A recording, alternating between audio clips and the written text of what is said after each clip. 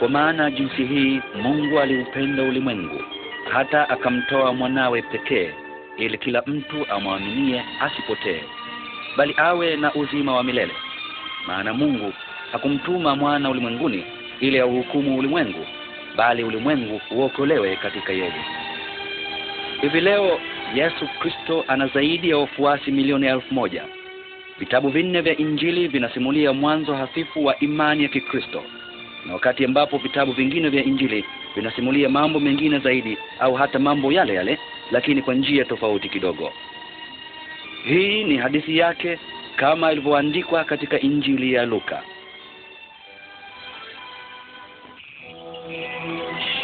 Mpendo Teofilo, ninakuandikia kwa utaratibu mambo ambayo yametokea miongoni mwetu, ili nawe upate kujua ukweli kamili kuhusu kila jambo.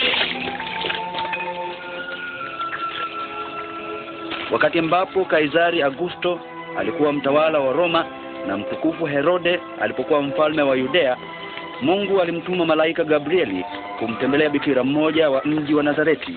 Jina lake bikira huyo aliitwa Mariamu.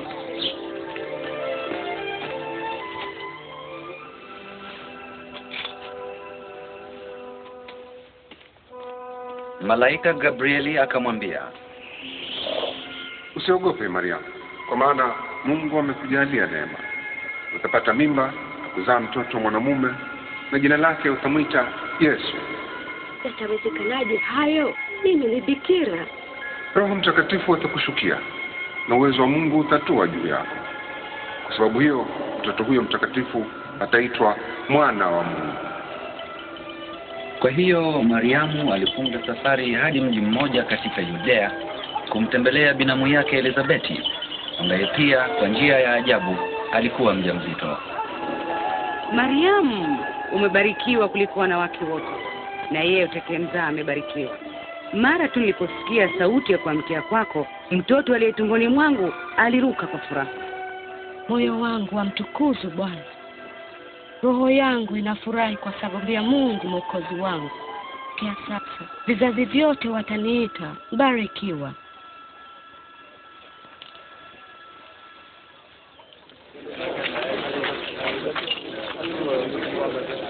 Tangazo rasmi lilitolewa na mfalme wa Roma kwamba wahesabiwe watu wote wa majimbo yake ya Galilaya na Yudea.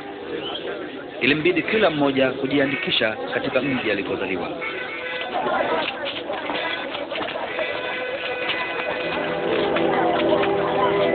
Basi Mariamu alienda Bethlehemu katika Yudea kujiandikisha pamoja na Yusufu mchumba wake.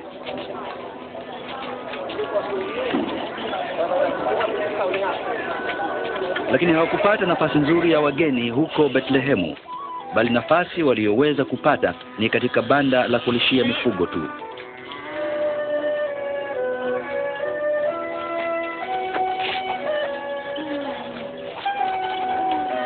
Na kulikuwako wachungaji katika sehemu hiyo waliokuwa wakilinda kondoo wao usiku, wakati malaika wa Mungu alipowatokea na utukufu wa Mungu ukawang'aria pande zote.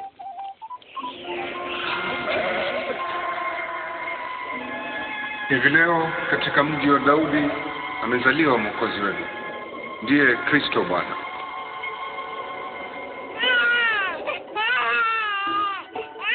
Wachungaji waliharakisha kwenda kumuona mtoto mchanga aliyekuwa horini.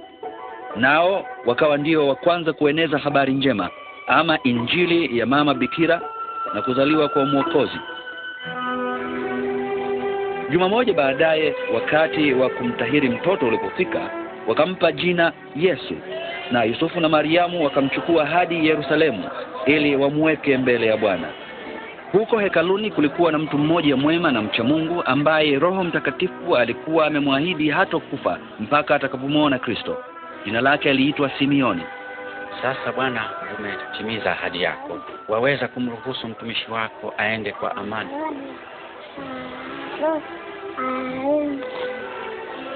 Maana kwa macho yangu nimeuona wokovu wako kwako.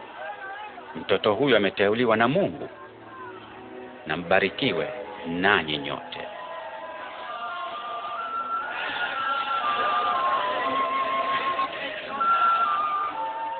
Basi walipokwisha timiza wajibu wao wote wa kidini, walitoka Yerusalemu na kurudi Nazareti.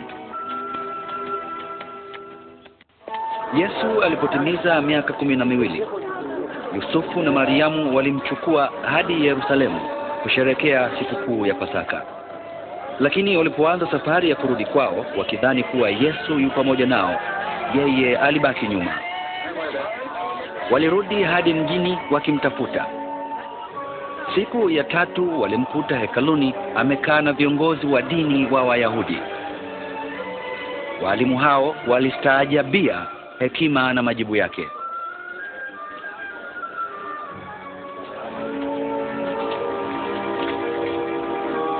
Wanangu, mbona umetutendea hivi? Baba yako na mimi tumekuwa tukikutafuta kwa huzuni. Kwa nini mkanitafuta? Hamkujua kwamba inanipasa kuwa katika nyumba ya baba yangu? Basi akarudi pamoja nao hadi Nazareti, naye akaendelea kukua katika hekima na kimo, akapendwa na Mungu na wanadamu.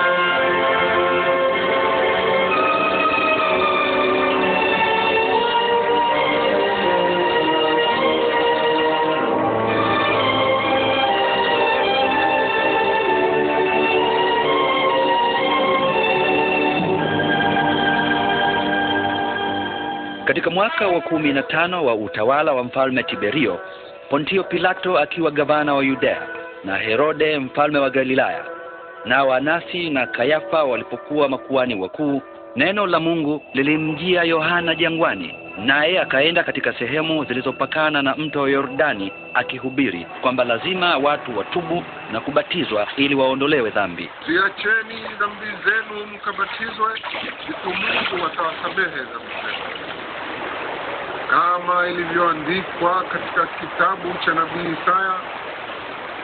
Kuna mtu asemaye kwa kelele jangwani, tayarishieni Bwana njia yake, nyosheni njia yake ya kupitia. Kila bonde lazima lifunikwe, kila kilima na mlima visawazishwe. Barabara zilizopindika lazima zinyoshwe, na njia mbaya zinainishwe, na kila mtu atauona wokovu wa Mungu. Tufanye nini basi? Enyi kizazi cha nyoka, unatuagiza tufanye nini? Tuambie, tufuate njia gani? aliye na nguo 2 amgawie yule asiye na nguo, na aliye na chakula ni lazima awagawie wengine. Mwalimu, sisi ni watoza ushuru. Tufanye nini? Sitoze zaidi ya kiasi kilichowekwa. Na sisi je, tufanye nini? Msichukue vitu vya mtu yoyote kwa nguvu, wala kumshitaki yoyote kwa uongo. Toshekeni na mishahara yenu.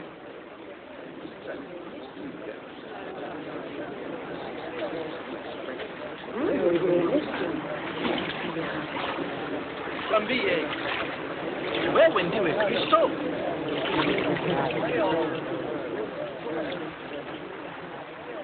Mimi nawabatiza nyinyi kwa maji, lakini mwingine anakuja mwenye uwezo zaidi kuliko mimi. Huyo sistahili hata kumfungulia kamba za viatu vyake. Yeye atawabatizeni kwa Roho Mtakatifu na kwa moto. Ana chombo cha kutwangia nafaka, naye ataipepeta nafaka yote na akusanye ngano ghalani mwake.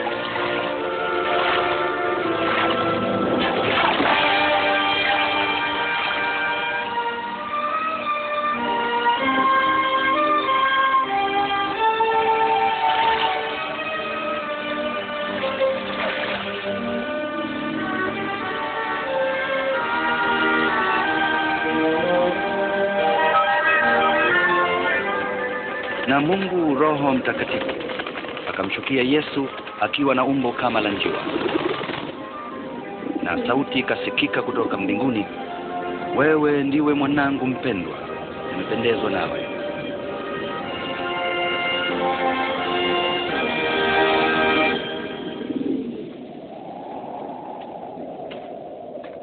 Yesu alipoanza kazi yake hadharani alikuwa na umri upatao miaka 30. Alitoka huko Yordani akiwa amejaa Roho Mtakatifu, akaongozwa naye kwenda jangwani ambako alijaribiwa na shetani kwa muda wa siku 40. Wakati huo wote hakula chochote.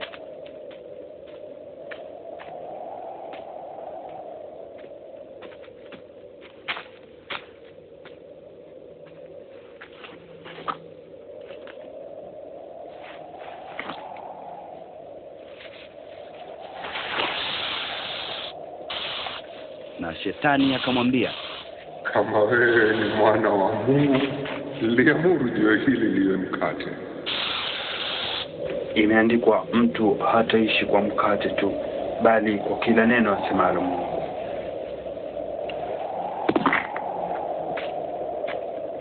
Kisha shetani akamchukua hadi mahali pa juu, na kwa muda mfupi akamuonyesha tawala zote za ulimwengu. Nitakupa uwezo juu ya tawala zote hizi na fahari zake, maana nimepewa hivi vyote. Nikitaka kumpa yoyote ninaweza. Hivi vyote vitakuwa mali yako wewe kama ukiniabudu. Imeandikwa, utamwabudu Bwana Mungu wako na utamtumikia yeye peke yake. Kisha shetani akamchukua mpaka Yerusalemu, akamweka juu ya mnara wa hekalu. Kama wewe ni mwana wa Mungu, jitupe chini kutoka hapa, kwa maana imeandikwa, Mungu atawaamuru malaika wake wakulinde. Na pia imeandikwa, watakuchukua mikononi mwao usije ukajikwaa mguu vibaya. Imeandikwa, usimjaribu Bwana Mungu wako.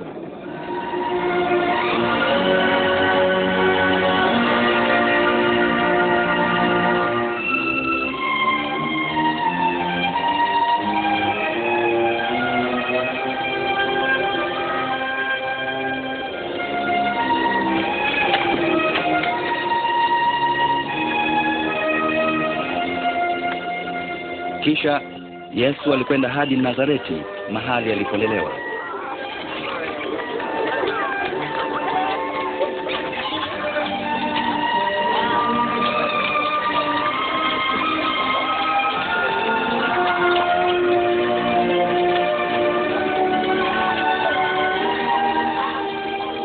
Habari nzuri.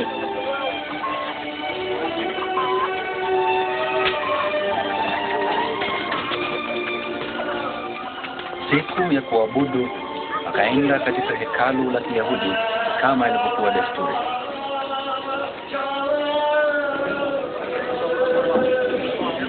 Akaombwa asome kifungu kutoka katika kitabu cha nabii Isaya.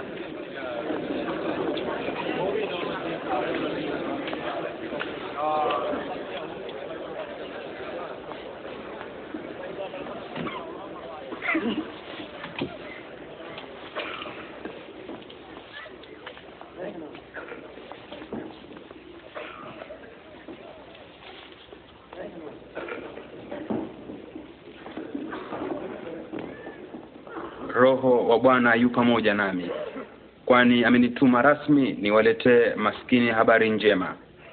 Amenituma niwatangazie wafungwa kwamba watapata uhuru, vipofu watapata kuona tena. Amenituma niwakomboe wanaoonewa, na niutangaze wakati ambao Mungu atawaokoa watu wake.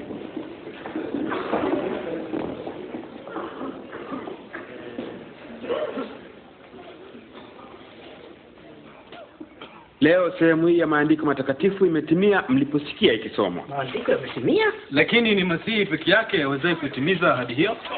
Bila shaka mtaniambia msemo huu, mganga jiponye mwenyewe, na pia mtaniambia yote tuliyasikia umeyafanya kule Kapernaum, yafanye hapa pia katika kijiji chako. Hakika nawaambieni, nabii hatambuliki katika kijiji chake.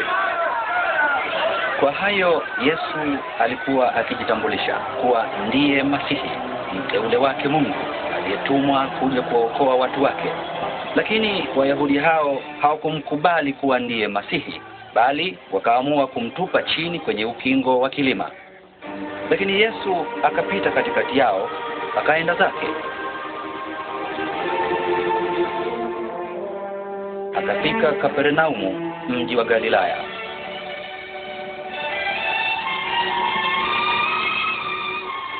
Dalili za utawala wa Roma zilitapakaa kila mahali. Watu walimngojea Masihi kwa hamu sana aje kuwaokoa kutokana na dhuluma hiyo.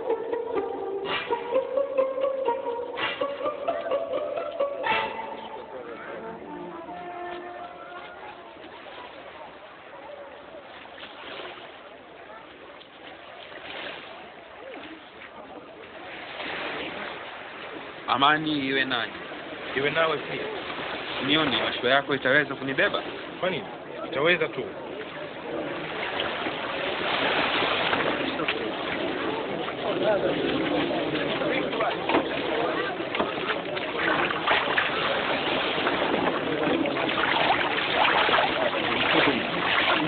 Sema nasi.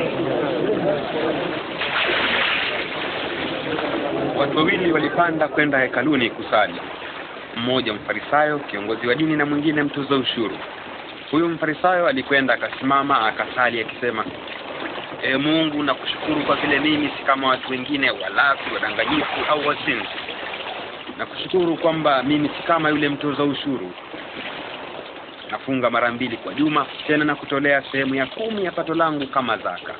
Lakini yule mtoza ushuru akiwa amesimama mbali bila hata kuinua macho yake mbinguni, bali akipiga kifua kwa huzuni, alisema, Mungu, nionee huruma, mie mwenye dhambi. Na waambieni, yule mtoza ushuru wala sio yule Mfarisayo akiwa amekubaliwa na Mungu. Kwa maana kila anayejikweza atashushwa, na kila anayejishusha atakwezwa. Endesha mashua mpaka kilindini, mkashushe nyavu zenu mvue samaki. Bwana, tujitahidi kuvua samaki usiku kucha bila kupata kitu.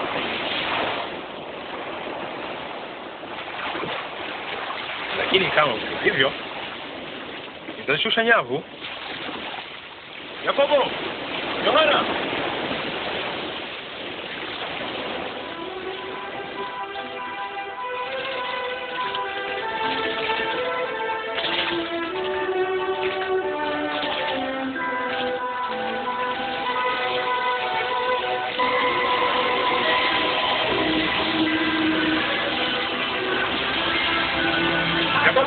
Yohana, nataka sasa huku, saidie. Hakikeni.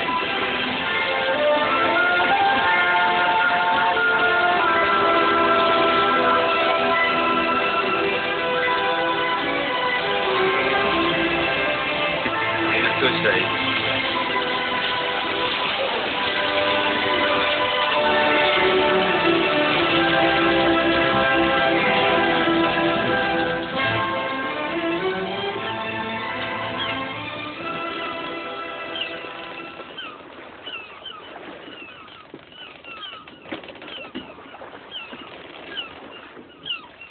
Toka kwangu Bwana. Mimi ni mwenye dhambi. Usiogope, tangu sasa utakuwa mvuvi wa watu.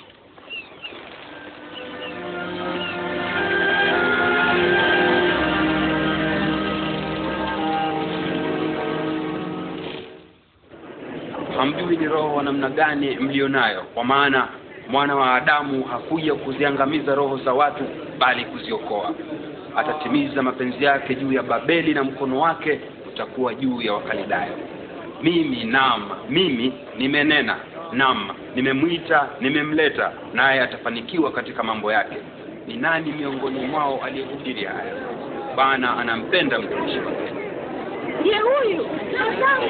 Yesu, ninakusihi mwokoe Bwana, hurumie. Ni mtoto wa miaka 12 na anakufa. Tafadhali njoo twende. Yairo, pole sana. Yesu, Binti wako amekushakufa. Usimsumbue mwalimu. Usiogope, uwe na imani tu, naye atapona.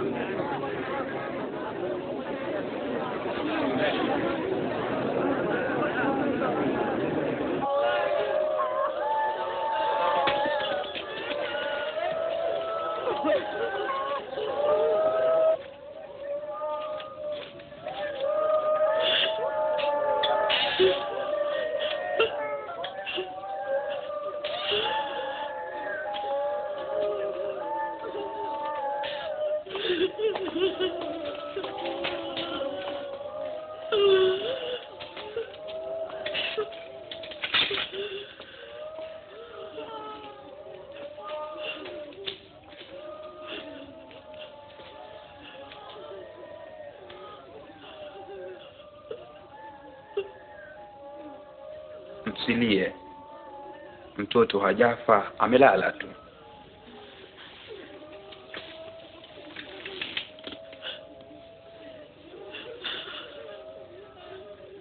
Mtoto, amka.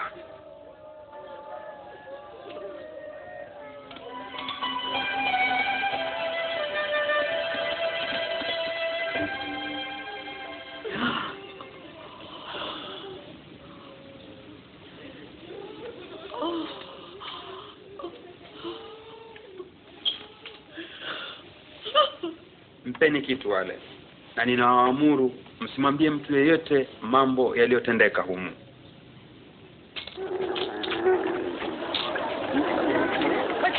Baada ya hayo, alimuona mtoza ushuru mmoja aliyeitwa Mathayo Lawi ameketi forodhani akipokea ushuru.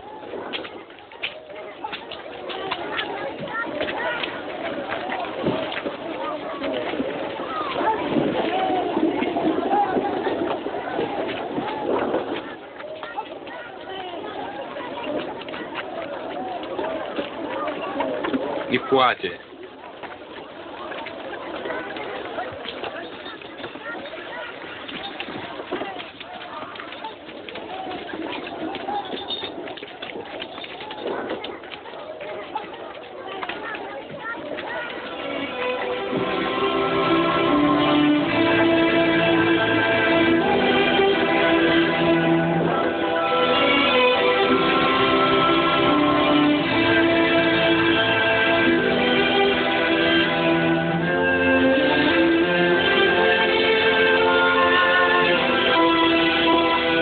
Na siku moja Yesu alikwenda mlimani kusali. Akakesha huko usiku kucha akimwomba Mungu.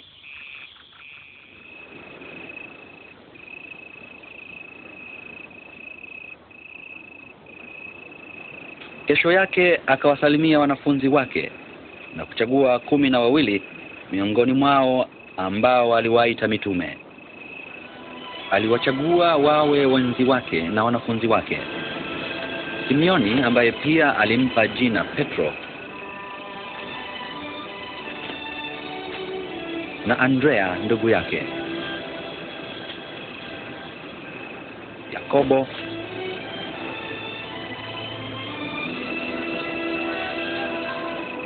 Yohana,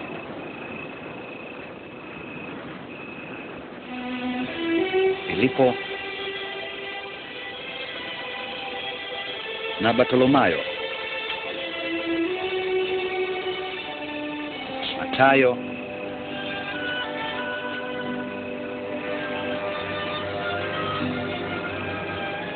Tomaso, Yakobo mwana wa Alfayo na Simeoni aliyeitwa Zeloti, na Yuda ndugu yake Yakobo, na Yuda Iskarioti ambaye baadaye ndiye aliyemsaliti.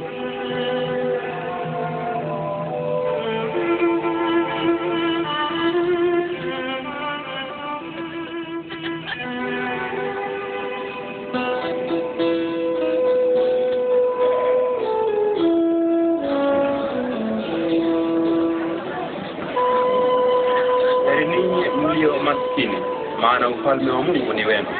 Heri ninyi mlio na njaa sasa, maana baadaye mtashiba. Heri ninyi mnaolia sasa, maana baadaye mtacheka. Heri ninyi iwapo watu wanawachukia, wanawatenga na kuwatukana na kusema ni waovu kwa ajili ya mwana wa Adamu. Furahini wakati hayo yanapotokea, mshangilie kwa furaha, maana hakika zawadi yenu ni kubwa mbinguni, kwa kuwa wazee wao waliwafanyia manabii vivyo hivyo. 6, 17, 18, 19, 20. na nyingine. Ni hizo tu. Toa pesa. Usiseme huna nyingine. Ole wenu ninyi mlio matajiri sasa, mmekwisha pata raha yenu.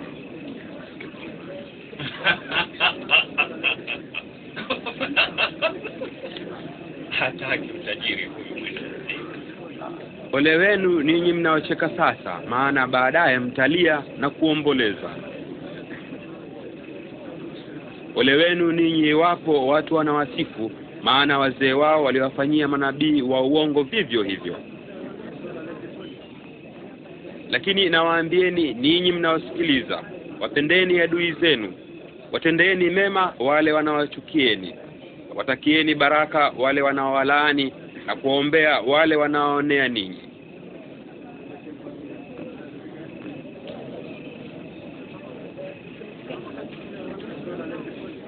Mtu akikupiga shavuni, mgeuzie lile lingine.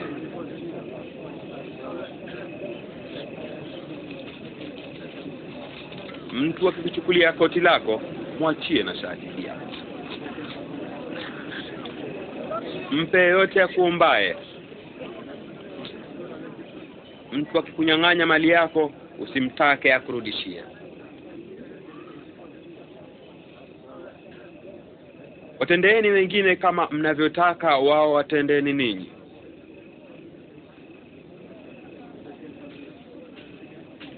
Ama ikiwa mnawapenda wale tu wanaowapenda ninyi, je, mtastahili zawadi gani? Hata wenye dhambi huwapenda wale wanaowapenda wao. Tena kama mkiwatendea mema wale tu wanaowatendeeni ninyi mema, mtastahili zawadi gani? Hata wenye dhambi hufanya hivyo. Yachukiza. Hata haya haona. Unawezaje kuzungumza naye? Hivyo wapendeni adui zenu na kuwatendea mema. Kopesheni bila kutazamiwa kulipwa, na zawadi yenu itakuwa kubwa. Na ndivyo mtakuwa watoto wa Mungu aliye juu, kwa maana yeye ni mwema kwa wasio shukrani na kwa wabaya. Muwe na huruma kama baba yenu alivyo mwenye huruma.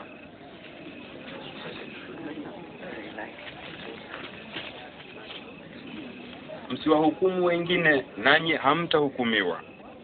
Msiwalaumu wengine, nanyi hamtalaumiwa. Wasameheni wengine, nanyi mtasamehewa.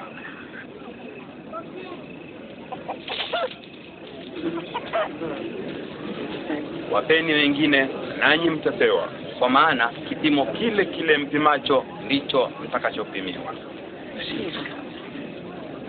Kipofu hawezi kumuongoza kipofu mwenzake, wote wataanguka shimoni. Mbona unaona kibanzi kilichomo ndani ya jicho la ndugu yako, na hali ulifikirii boriti lililoko katika jicho lako mwenyewe? Tuongoze Bwana. Na kuhitaji sasa Bwana. Furaha gani alionayo mwanamke aliyekuzaa na kukulea? Ama ni furaha gani walionayo wanaosikia neno la Mungu na kulitii? Ningependa kumfahamu mtu huyu. Nadhani huenda ikawa ndiye Masihi.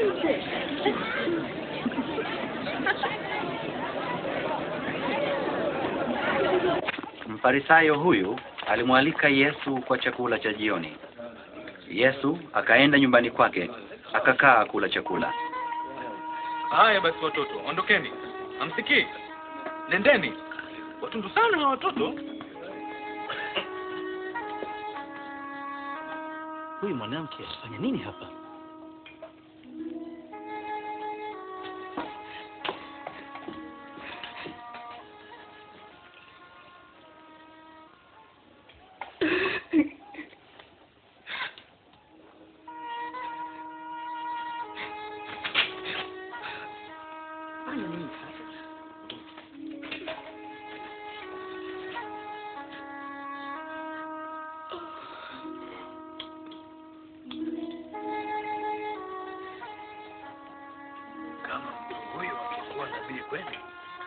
Angejua mwanamke huyu Musa ni nani. Angejua kwamba maisha yake yamejaa dhambi tupu. Ninamjua mwanamke huyu ni nani, Simioni. Hebu nikwambie, watu wawili walikuwa wamekopa fedha na mtu mmoja. Mmoja alikuwa amekopa vipande 500 vya fedha na mwingine 50. Waliposhindwa kulipa madeni yao, huyo mtu aliwasamehe wote wawili. Sasa ni yupi kati yao wawili atampenda Bwana zaidi? Nadhani ni yule aliyesamehewa deni kubwa zaidi. Sawa. Sasa unamwona mwanamke huyu? Mimi nilipoingia hapa nyumbani kwako, hukunipa maji ya kunawa miguu yangu, lakini yeye ameniosha miguu yangu kwa machozi yake na kunipangusa kwa nywele zake. Wewe hukunisalimia kwa kunibusu, lakini tangu nilipoingia hapa, huyu mwanamke amekuwa akinibusu miguu yangu. Hukunipaka mafuta kichwani, lakini huyu amenipaka miguu yangu mafuta. Kwa hivyo nakwambia hivi, upendo mkubwa alionyesha wathibitisha kwamba ingawa alikuwa na dhambi nyingi, amesamehewa. Yeyote atakayesamehewa kidogo, hupenda kidogo.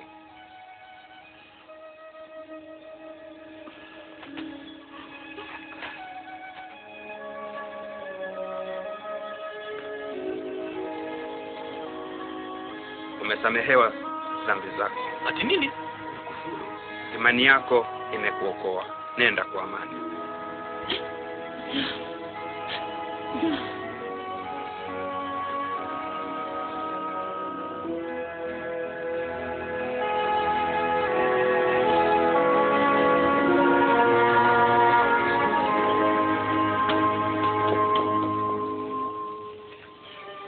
Yesu alizunguka mijini na vijijini akihubiri habari njema ya ufalme wa Mungu. Nao wale wanafunzi 12 waliandamana naye pamoja na wanawake kadha ambao Yesu alikuwa amewaponya pepo. Maria aliyeitwa Magdalena, Yohana mke wa Kuza mfanyakazi mkuu wa Herode, na Suzana.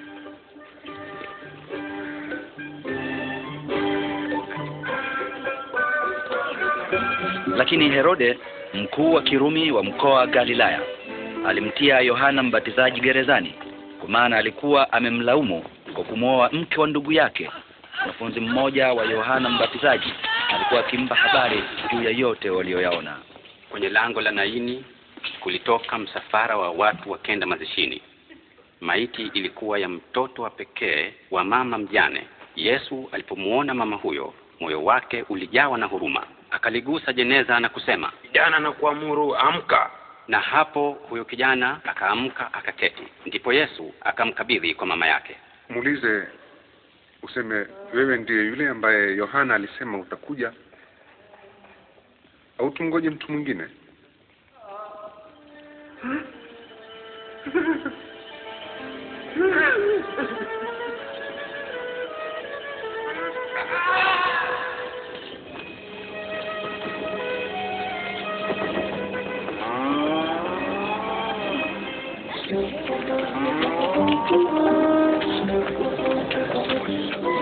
Wanafunzi wa Yohana Mbatizaji walimkuta Yesu amelala, wakamwamsha.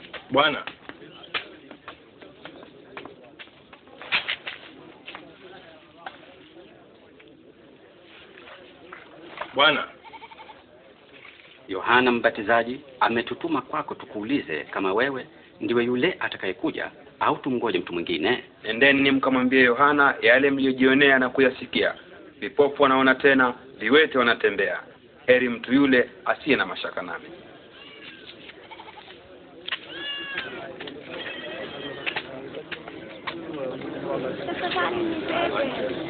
Nibebe begani. Sasa ninamuona Yesu.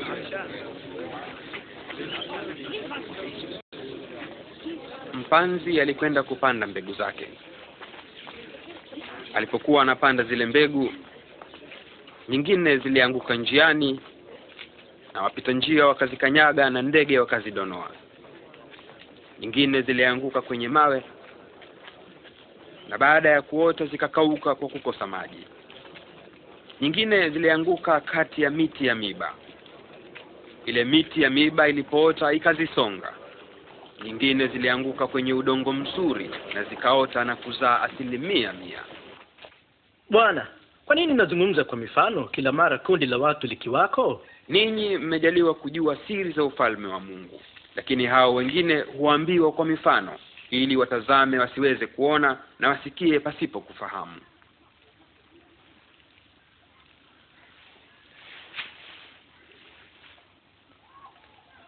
Basi maana ya mfano huu ni hii: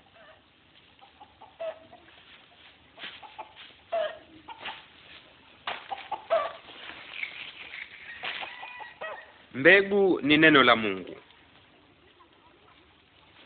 Zile zilizoanguka njiani zinaonyesha watu wale wanaosikia neno, halafu shetani akaja na kuliondoa mioyoni mwao wasije wakaamini wakaokoka.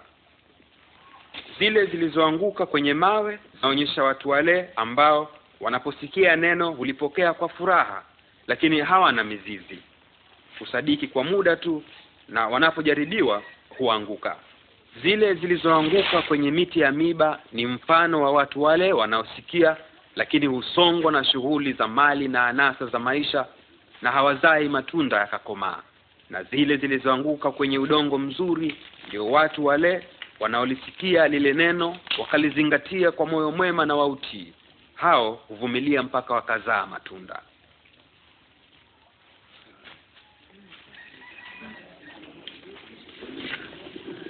Watu hawawashitaa na kuifunika kwa chungu au kuiweka chini ya kitanda, lakini huiweka juu ya kinara ili watu wanapoingia ndani waweze kuona mwanga. Chochote kilichofichwa kitafichuliwa na kila siri itagunduliwa na kujulikana hadharani. Kwa hiyo jihadharini jinsi mnavyosikia, maana yeyote aliye na kitu ataongezewa, lakini yule asiye na kitu, hata kile kidogo alichodhani kuwa anacho kitachukuliwa. Mwalimu, mama na ndugu zako wako nje, wanataka kukuona. Mama na ndugu zangu ni wale wanaosikia neno la Mungu na kulishika.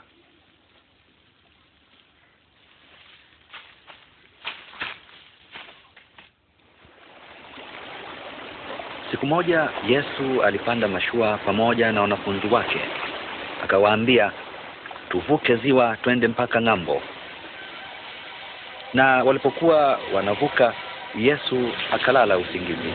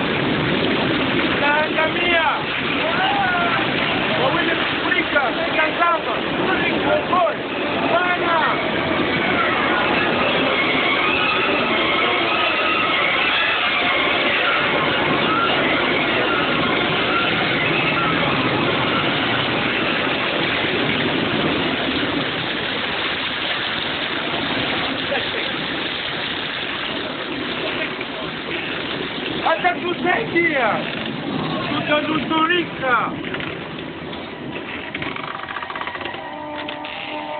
Kwa wapi imani yenu?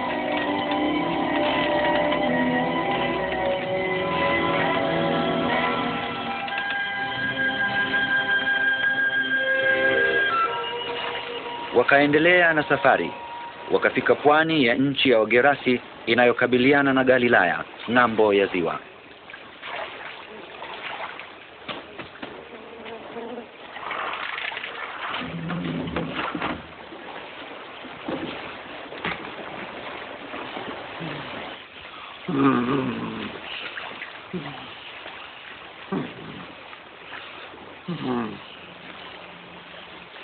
Ewe Yesu, mwana wa Mungu aliye juu, una shauri gani nami? Nakusihi usinitese. Jina lako nani?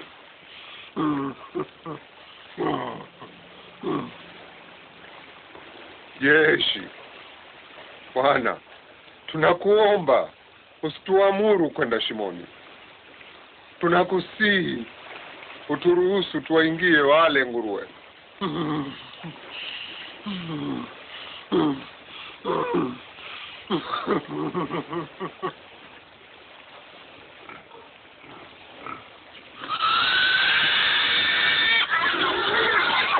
Hey, rudini!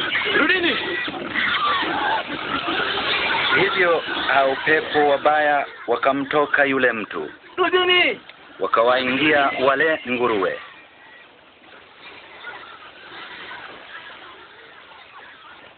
Nenda zako.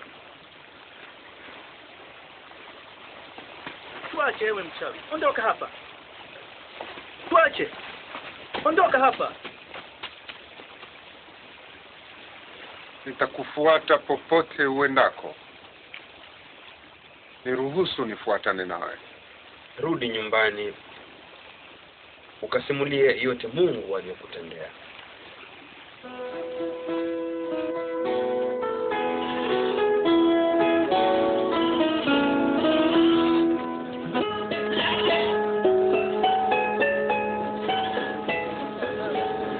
Yesu na wanafunzi wake wakaenda peke yao mpaka mjini Bethsaida.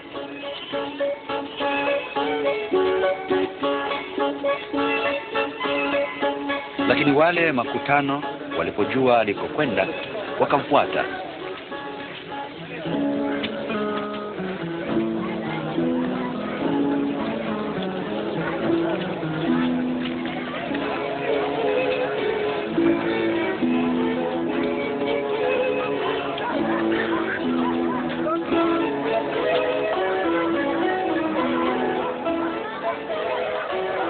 Na jua lilipoanza kuchwa, Petro akasema, Bwana, waage watu ili waende kwenye vijiji na mashamba ya karibu, wakajipatie chakula na mahali pa kulala.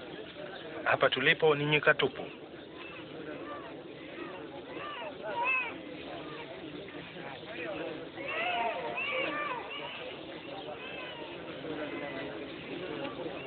Wapeni ninyi chakula. Lakini hatuna chochote ila mikate 5 na samaki 2 tu.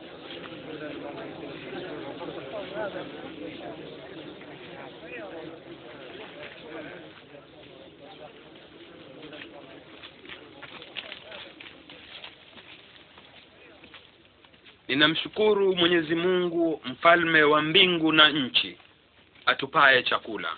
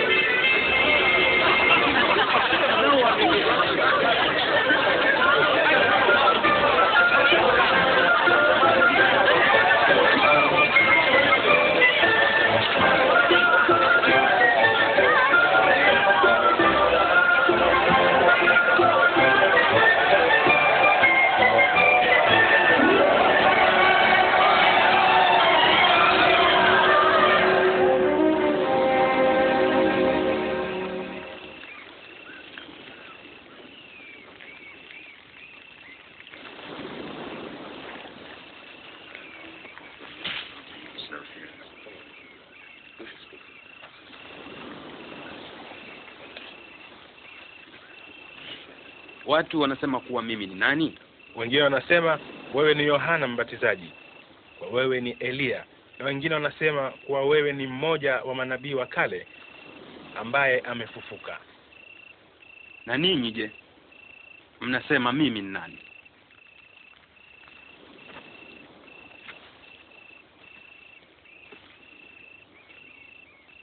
Wewe ndiye Masihi wa Mungu. Msimwambie mtu yeyote habari hii. Zima mwana wa Adamu apate mateso mengi na kukataliwa. Atauawa, lakini siku ya 3 atafufuka.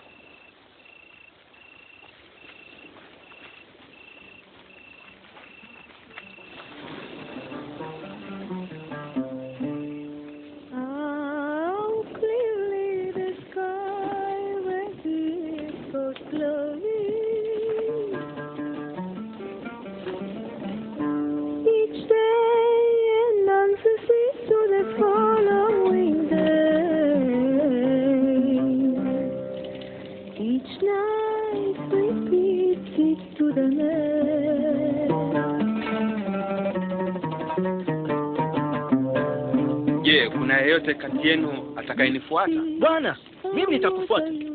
Lakini kwanza uniruhusu kayage jamii yangu. Yeyote anayeshika jembe tayari kulima na huku anaangalia nyuma hafai katika ufalme wa Mungu. Mtu yeyote anayetaka kuwa mfuasi wangu ni lazima kwanza ajikane nafsi yake, au chukue msalaba wake kila siku anifuate. Maana mtu anayetaka kuyaokoa maisha yake mwenyewe atayapoteza, bali aliye tayari kuyapoteza maisha yake kwa ajili yangu atayaokoa. Yamfaa nini mtu kuupata ulimwengu wote kama akijiangamiza au kujipoteza mwenyewe?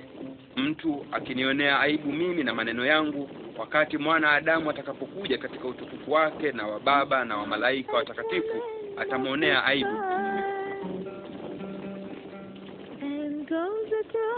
Na waambieni, hakika kuna wengine waliopo hapa ambao hawatakufa kabla ya kuuona ufalme wa Mungu.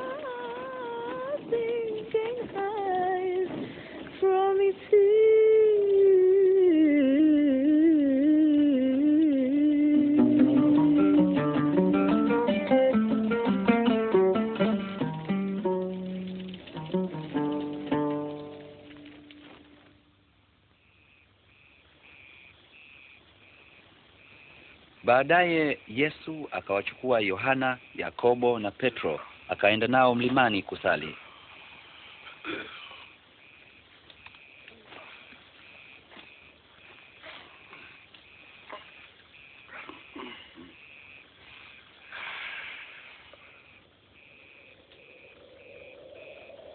Na wakati alipokuwa akisali, sura yake ilibadilika na mavazi yake yakawa meupe yenye kung'aa. Na mara manabii wa zamani wawili wakaonekana wakizungumza naye. Nao ni Musa na Elia, waliojitokeza katika utukufu wa mbinguni, wakawa wanazungumza naye juu ya kifo chake kilichokuwa ondoleo la dhambi za wanadamu. Hiki kingetokea Yerusalemu.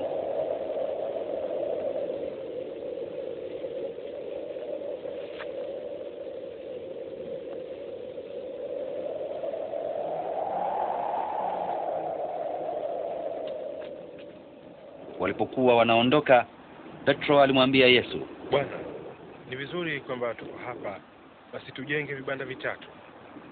Kimoja chako, kimoja cha Musa na kingine cha Elia. Hao wanafunzi waliogopa sana.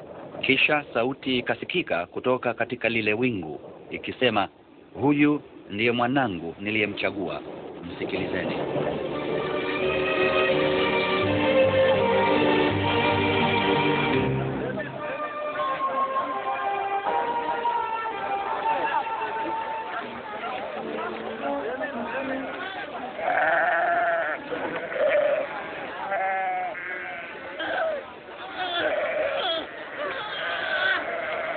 Mwalimu, nakusihi mwangalie mwanangu. Tafadhali, nakuomba usaidie. Yeye ni mwanangu wa pekee. Niliwaomba wanafunzi wako wamkemee pepo huyu, lakini hawakuweza.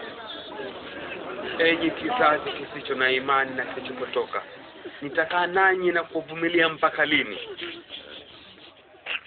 Lete mtoto wako hapa.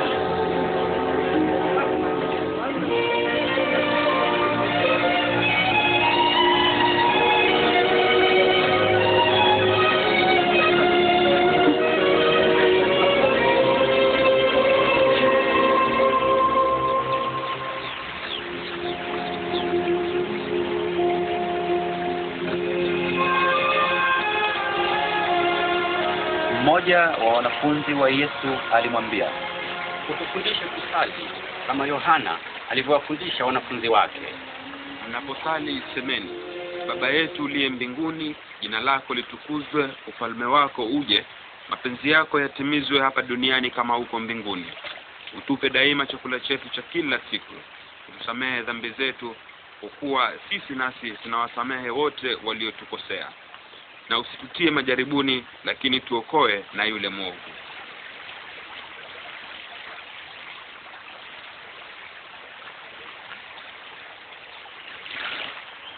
Ombeni nanyi mtapewa, tafuteni nanyi mtapata, bisheni nanyi mtafunguliwa. Kwa kuwa yeyote aombaye hupewa, atafutaye hupata, na abishaye hufunguliwa.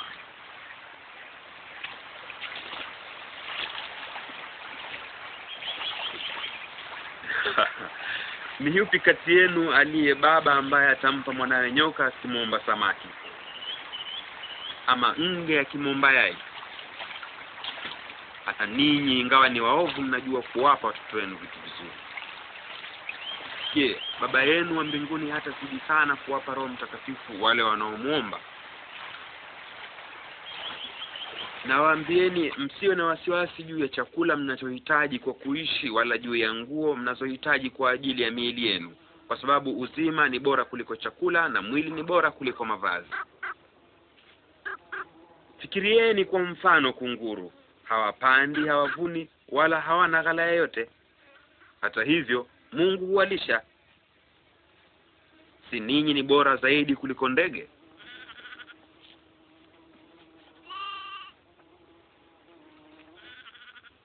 Ni nani kati yenu anaweza kuongeza urefu wa maisha yake kwa kujihangaisha? Basi kama hamwezi kufanya jambo dogo kama hilo, kwa nini muwe na wasiwasi juu ya yale mengine? Angalieni maua jinsi yanavyomea, hayafanyi kazi wala hayasokoti. Hata hivyo nawaambieni kwamba Solomoni mwenyewe na fahari zake zote hakupata kuvikwa vizuri kama mojawapo wa maua haya.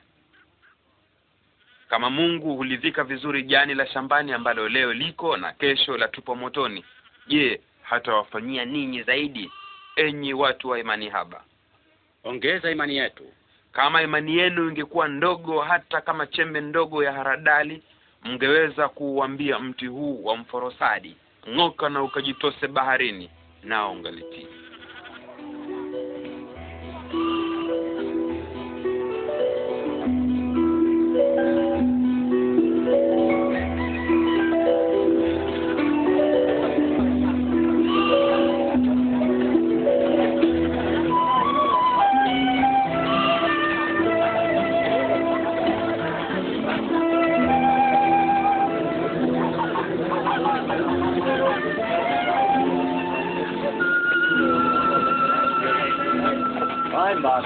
Majaribio yanayosababisha dhambi bila shaka yatajia, lakini ole wake mtu yule atakayeyaleta. Ingekuwa afadhali kwake kufungiwa shingoni jiwe kubwa la kusagia na kutoswa baharini kuliko yeye kumkwaza mmoja wa wadogo hawa. Ufalme wa Mungu ukoje? Uko hivi: mtu alichukua mbegu ya haradali na kuipanda shambani mwake, ikachipuka na kukua hata ikawa mti. Ndege wakaja na kujenga viota vyao katika matawi yake. Fahamu daima anazungumzia nini? Kwa nini unakula na kunywa pamoja na watoza ushuru na wenye dhambi? Ni afya hawahitaji daktari, ila wale walio wagonjwa. Sikuja kuwaita watu wema wapate kutubu, bali wenye dhambi.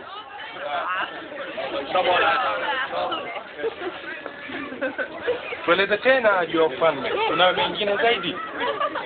Msiogope, enyi kundi dogo, kwa kuwa baba yenu ameona vema kuwapeni huo ufalme.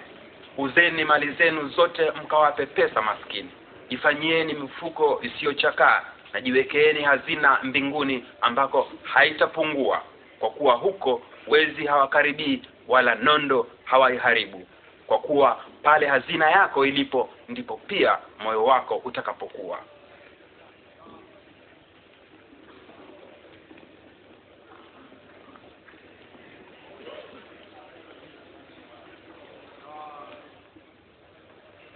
Mama, umeponywa ugonjwa wako.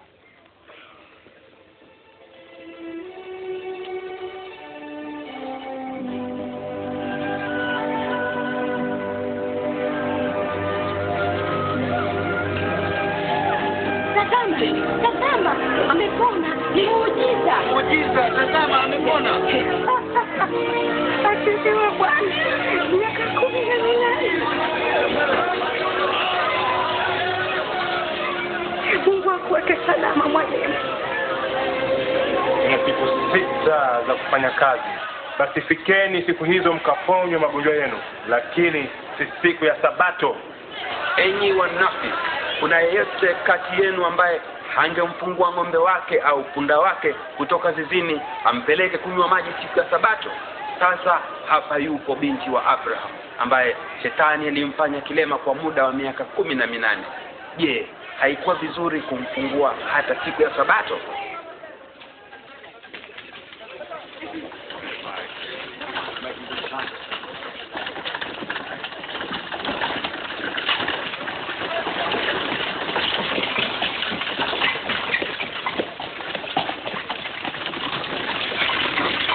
Mwalimu mwema, nifanye nini ili niweze kupokea uzima wa milele? Mbona mnaniita mwema? Hakuna aliye mwema ila Mungu peke yake. Je, unazijua amri? Usizini, usiue, usishuhudie uongo, waheshimu baba na mama yako. Mambo hayo yote mimi niliyatimiza tangu nilipokuwa mtoto. Ya kupasa bado ufanye kitu kimoja. Uza kila ulicho nacho, kisha wagaie maskini pesa hizo, na hivyo utakuwa na hazina yako mbinguni. Halafu njoo unifuate. Lakini sisi ni wafanyabiashara matajiri. Jinsi gani ilivyo vigumu kwa matajiri kuingia katika ufalme wa Mungu. Naam, ni rahisi zaidi kuangamia kupita katika tundu la sindano kuliko tajiri kuingia katika ufalme wa Mungu. Ni nani basi ataweza kuokolewa? Yasiwezekana kwa binadamu yanawezekana kwa Mungu. Hasa yatafanyika wapi sasa? Katika ufalme wa Mungu? Ufalme wa Mungu hautakuja kwa namna itakayoweza kuonekana, wala hakuna atakayesema tazama ndio ule ama ndio huu hapa, kwa sababu ufalme wa Mungu umo ndani yenu. Siku zinakuja ambapo mtatamani kuona mojawapo ya siku za mwana wa Adamu, lakini hamtaiona. Kama umeme unavyotokea kwa ghafla na kuangaza anga kutoka upande mmoja hadi mwingine, ndivyo mwana wa Mungu atakavyokuwa katika siku yake. Lakini kwanza lazima ateseke sana na akataliwe na watu wa siku.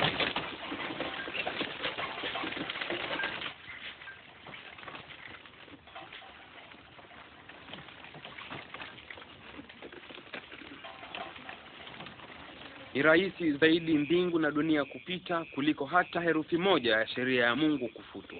Hakika nawaambieni, manabii na wafalme wengi walitamani kuona yale mnayoyaona, lakini hawakuyaona, na kusikia yale mnayoyasikia, lakini hawakuyasikia. Tufanye nini? Imeandikwa nini katika sheria? Unaifafanua vipi?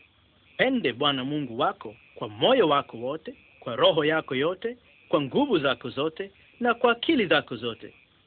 Na umpende mwenzako kama unavyojipenda wewe mwenyewe. Sawa, fanya hivyo nawe utaishi. Na mwenzangu ni nani? Mtu mmoja alikuwa anashuka kutoka Yerusalemu kwenda Yeriko. Alipokuwa njiani alivamiwa na majambazi ambao walimnyang'anya mali yake na kumpiga, wakamwacha amelala pale nusu mfu. Kwa bahati kuhani mmoja akawa anashuka barabara ile ile, alipomwona akapita kando. Hali kadhalika mtumishi mmoja wa kanisa alipofika mahala pale na kumwona, alipita kando. Lakini Msamaria mmoja aliyekuwa anasafiri alipofika hapo, alimwona akamwonea huruma. Akamwendea, akayatia majeraha yake mafuta na divai, akayafunga. Halafu akampandisha juu ya punda wake, akampeleka katika nyumba moja ya wageni, akamuuguza. Kesho yake akatoa vipande viwili vya fedha akampa yule mwenye nyumba, akamuomba amuuguze mtu huyo. Akamwambia, chochote utakachotumia zaidi nitakulipa nitakaporudi. Kati ya hao watatu waliohusika ni yupi aliyefanya kama mwenzi wa yule aliyevamiwa na wezi? Ni yule aliyemuonea huruma. Nawe nenda ukafanye vivyo hivyo. Waacheni watoto wadogo waje kwangu, wala msiwazuie, maana ufalme wa Mungu ni wa watu kama wao.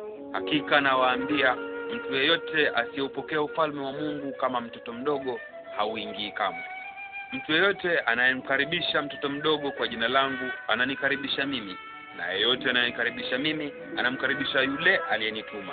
Maana yule aliye mdogo kuliko wote kati yenu ndiye aliye mkubwa kuliko wote.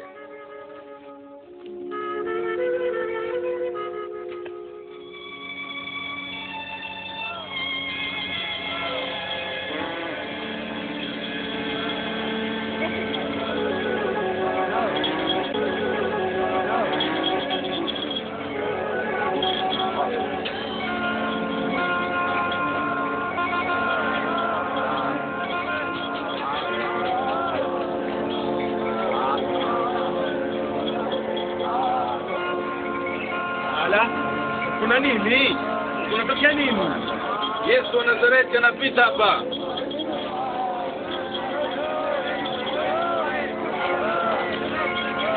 Yesu!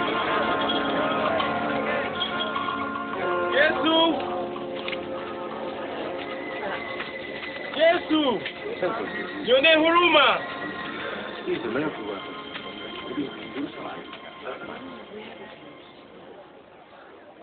Unataka nikufanyie nini? Nipate kuona tena.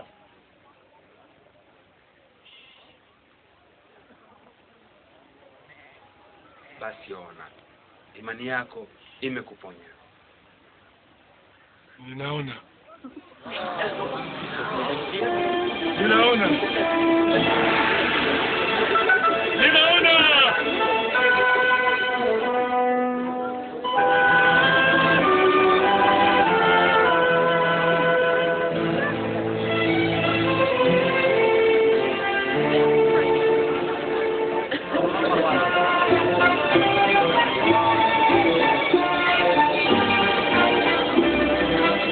Yesu alipokuwa njiani kwenda Yerusalemu, watu wengi walimngojea kila pahali. Watu hawa walimuomba awaonyeshe njia ya wokovu na awafunze mengi zaidi kuhusu ufalme wa Mungu. Watu hawa walikuwa wameanza kumkubali kuwa kama Bwana na Mwokozi wao.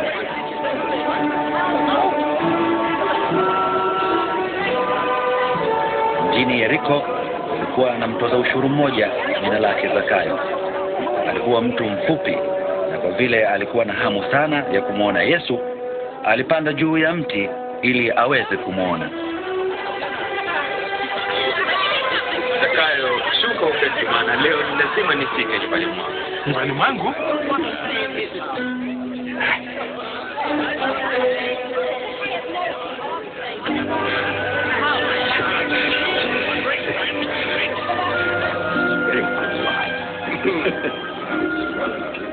Oh, yes.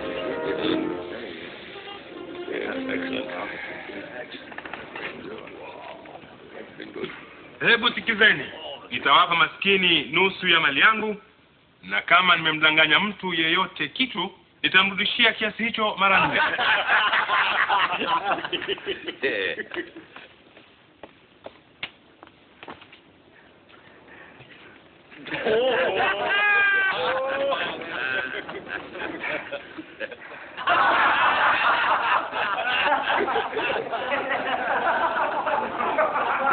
Jamini hata kidogo.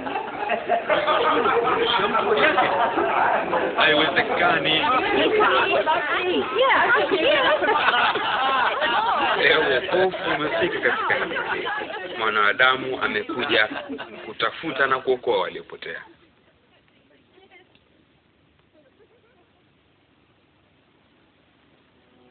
Sikilizeni. Tunakwenda Yerusalemu, na huko kila kitu kilichoandikwa na manabii kuhusu mwanadamu kitakamilika. Atatolewa kwa makafiri, hao watamtendea vibaya na kumtemea mate, watampiga viboko, watamuua, lakini siku ya 3 atafufuka.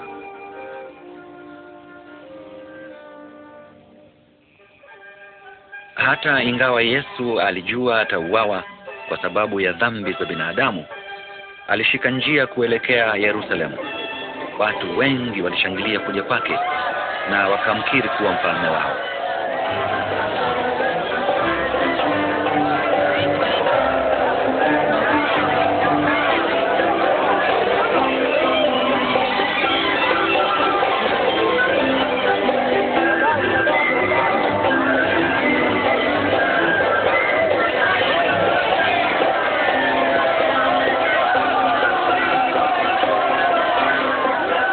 Lakini baadhi ya viongozi wa dini waliokuwako katika lile kundi la watu walimkaripia Yesu wakisema, Mwalimu, wanyamazisha wanafunzi wako. Na waambieni, kama hawa wangenyamaza, hakika hayo mawe yangepaza sauti.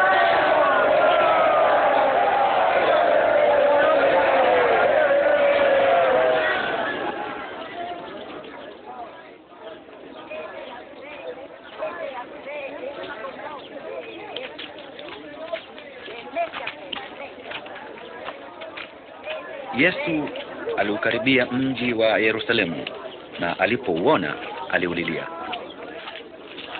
Laiti kama ungalijua leo yale yaletayo amani, lakini sasa yamefichika usiyaone. Maana siku zinakuja ambapo maadui wako watakuzungushia ukuta, watakuzingira na kukuvamia kutoka pande zote. Watakuangamiza humo wewe na watoto wako. Hawatakuachia hata jiwe moja likisimama juu ya jiwe jingine, kwa sababu hukutambua wakati uliofaa.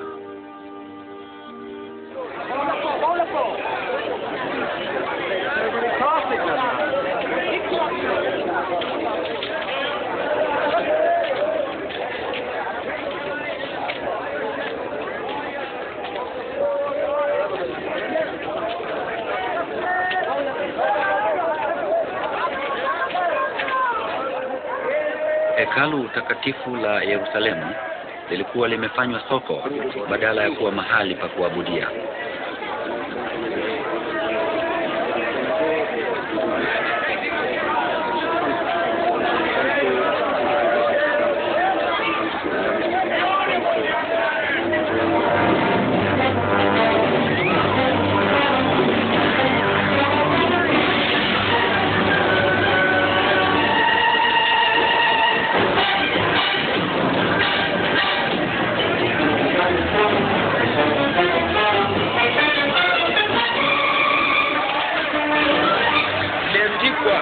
Nyumba yangu itakuwa nyumba ya sala, lakini ninyi mmeifanya kuwa pango la wezi. Zuieni! Zuieni!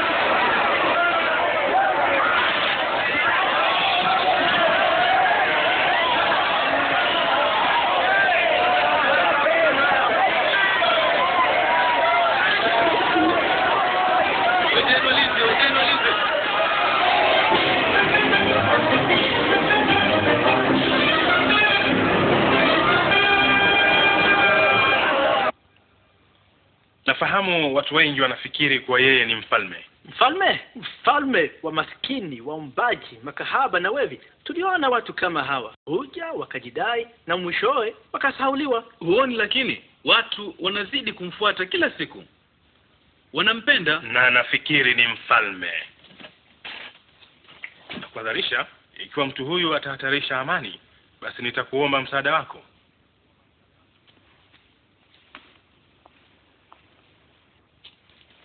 Pengine asemayo ni kweli. Inafaa tumkabili Mgalilaya. Lakini kadri alivyozidi kuwashambulia wale waalimu wa sheria na wafarisayo wanafiki, ndivyo wafuasi wake walivyozidi kuongezeka miongoni mwa Wayahudi. Wakati mmoja hekaluni, Yesu alimwona mama mmoja mjane na maskini akitoa sadaka yake ya sarafu 2 ndogo. Nawaambieni kweli, mama huyu mjane ametia zaidi katika hazina kuliko wengine wote. Kwa maana wengine wote wametoa zawadi zao kutokana na ziada ya utajiri wao, lakini huyu mama, ingawa ni maskini, ametoa hata kile alichohitaji kwa kuishi. Tuambie, unafanya mambo haya kwa mamlaka gani? Ni nani aliyekupa mamlaka haya? Na mimi nitawaulizeni swali. Niambieni, mamlaka ya Yohana ya kubatiza yalitoka kwa Mungu au kwa binadamu?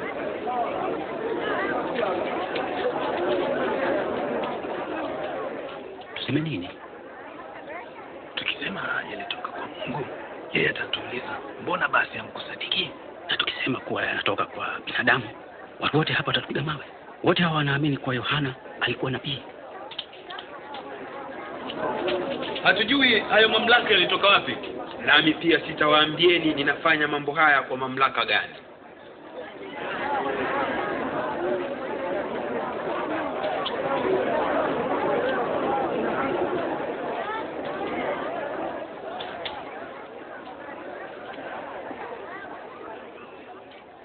Mtu mmoja alilima shamba la mizabibu, akalikodisha kwa wakulima, kisha akaenda nchi ya mbali, akakaa huko kwa muda mrefu. Wakati wa mavuno, huyo mtu alimtuma mtumishi wake kwa wale wakulima akachukue sehemu ya matunda ya shamba lake. Lakini wale wakulima wakampiga huyo mtumishi na kumrudisha mikono mitupu. Yule bwana akamtuma mtumishi mwingine, Lakini hao wakampiga huyo vile vile na wakamtendea vibaya, wakamrudisha mikono mitupu. Akamtuma watatu, huyo naye baada ya kuumizwa wakamfukuza. Yule mwenye shamba akawaza akasema, nitafanya nini? Nitamtuma mwanangu mpendwa, huenda wakamheshimu. Lakini wale wakulima walipomwona tu wakasemezana, huyu ndiye atakayerithi shamba hili, basi tumue ili urithi wake uwe wetu. Basi wakamtoa nje ya lile shamba la mizabibu wakamuua. Sasa yule mwenye shamba atafanya nini na hawa wakulima? Atakuja kuwaangamiza wakulima hao na atawapa wakulima wengine hilo shamba la mizabibu. Je, maandiko haya matakatifu yana maana gani? Jiwe walilolikataa waashi sasa limekuwa jiwe la msingi. Mtu yeyote akianguka juu ya jiwe hilo atavunjika. Na nikimwangukia yeyote litamsaga kabisa. Mwalimu, tunajua kwamba unasema na kufundisha mambo ya kweli. Tunajua kwamba wewe huna ubaguzi, lakini wewe wafundisha ukweli kuhusu matakwa ya Mungu kwa wanadamu. Basi tuambie kama ni halali kulipa kodi kwa Kaisari au la. Hebu nionyeshe sarafu ya fedha.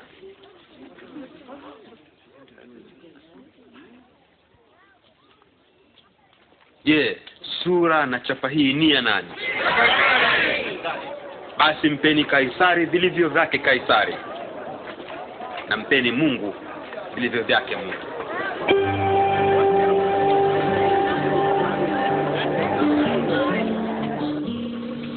Basi sikukuu ya mikate isiyochachwa ikafika, yani Pasaka.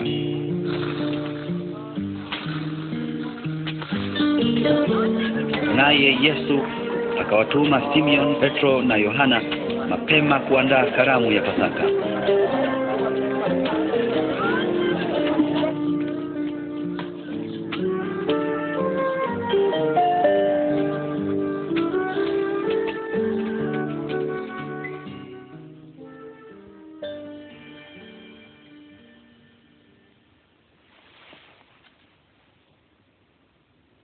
Nimetamani kwa hamu kubwa kuila karamu hii ya Pasaka pamoja nanyi kabla ya kuteswa kwangu. Maana nawaambieni sitaila tena hadi hapo itakapokamilika katika ufalme wa Mungu.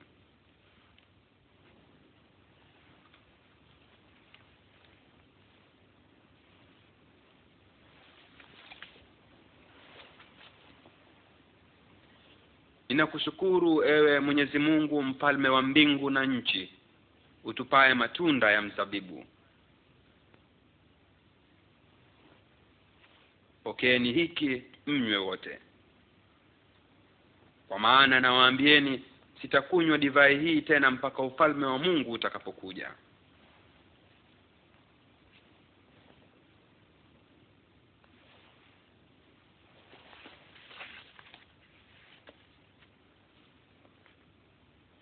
Ninakushukuru Mwenyezi Mungu wetu, mfalme wa mbingu na nchi, utupaye chakula chetu.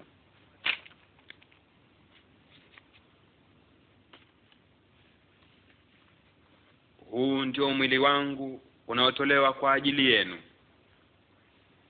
Fanyeni hivi kwa kunikumbuka.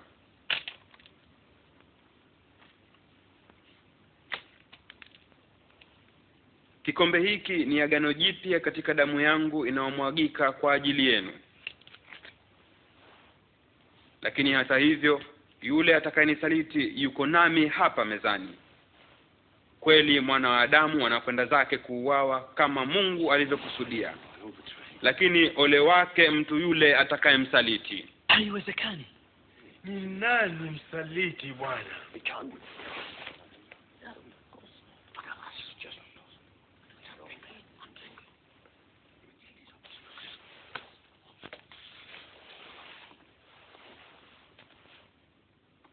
Yule aliye mkubwa kati yenu ni lazima awe kama aliye mdogo zaidi kuliko wote.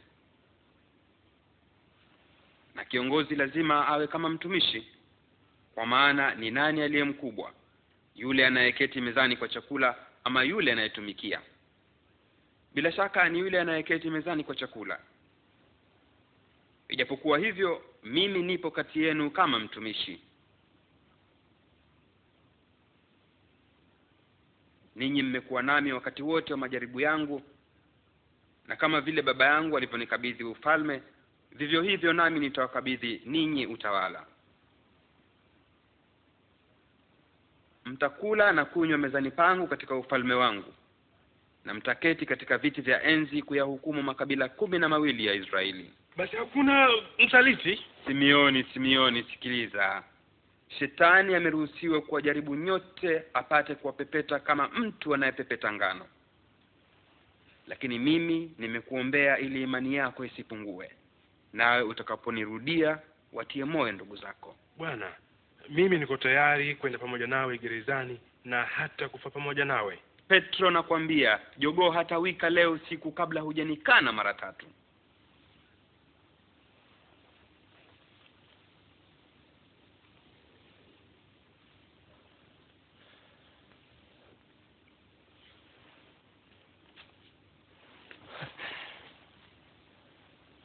Wakati nilipowatuma bila mfuko wa fedha wala mkoba wala viatu, mlipungukiwa na chochote? La, hata kidogo. Lakini sasa yule aliye na mfuko wa fedha auchukue, na aliye na mkoba hali kadhalika, na yeyote asiye na upanga auze koti lake anunue mmoja. Maana maneno ya maandiko matakatifu yasema, amewekwa pamoja na wenye dhambi na ni lazima yatimie.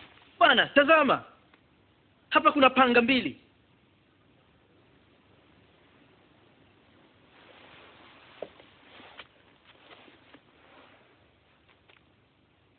Yatosha. Baraza la wazee wa dini likakutana kutafuta njia ya kumuua Yesu. Basi shetani akamwingia Yuda aliyeitwa Iskarioti, mmoja wa wale 12. Akajadiliana na wazee jinsi atakapomkabidhi Yesu kwao. Yesu akatoka Yerusalemu, akaenda katika mlima wa Mizeituni kusali. Alipofika huko, akawaambia wanafunzi wake, salini msije mkaingia majaribuni.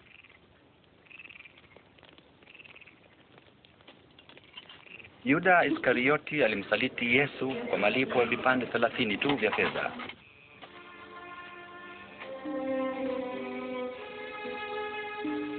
Yesu alijua kwamba wakati wa kifo chake kwa ajili ya dhambi za binadamu unawadia, akasali.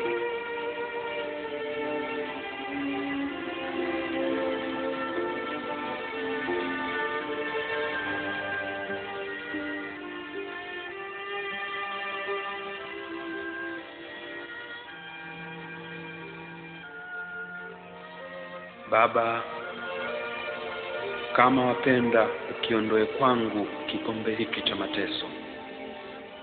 Hata hivyo mapenzi yako yatimizwe wala sio yangu.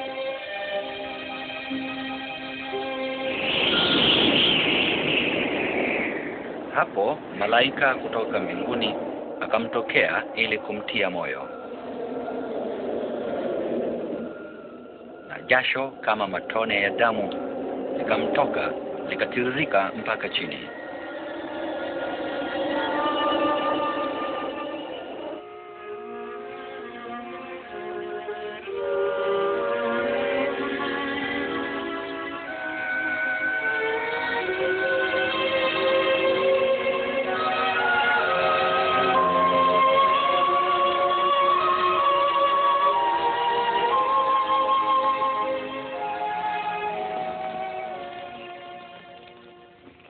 Mbona mnalala? Amkeni msali ili msiingie majaribio.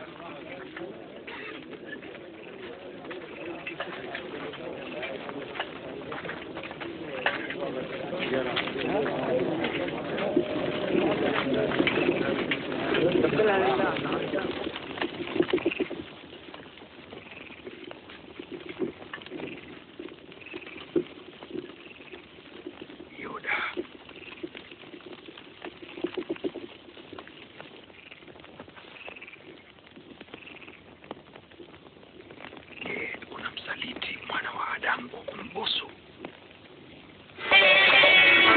Bwana, tutumie panga zetu.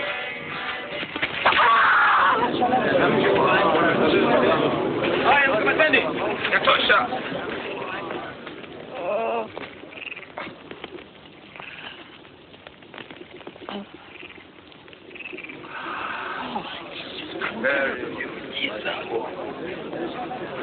Nadhani mimi ni mhalifu hata mkanijia na panga na marungu.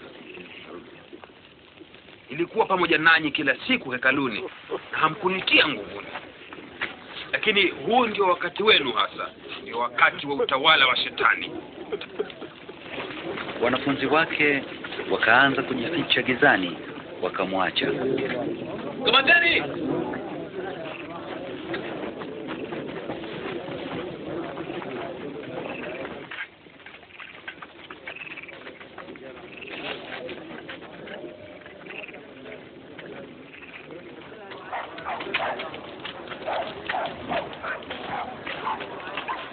Linda vyema.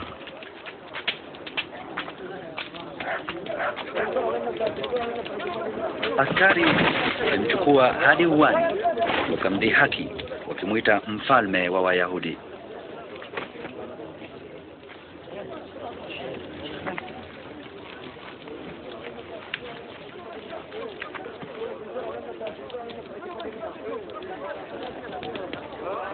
Huyu pia alikuwa pamoja na Yesu. Mimi hata simjui. Waona pamoja?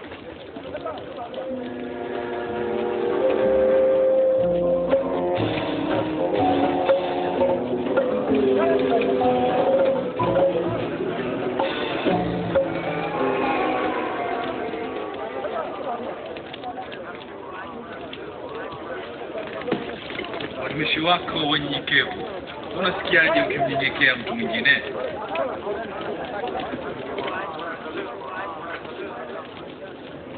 Wewe pia ni mmoja wao. Hata mimi si mmoja wao.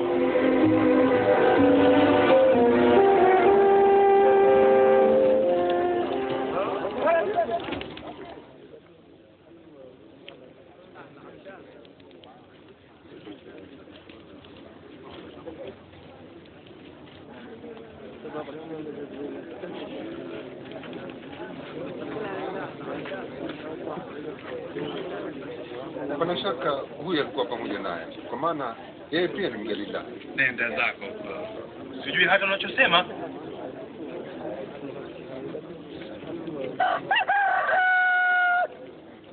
Hapo Yesu akageuka na kumtazama Petro. Ndipo Petro akakumbuka yale aliyokuwa ameambiwa na Bwana. Leo kabla jogoo hajawika utanikana mara 3.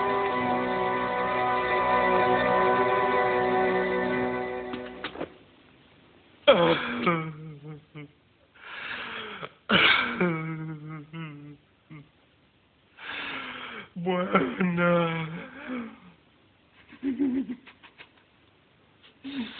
nisamehe. Nasikitika.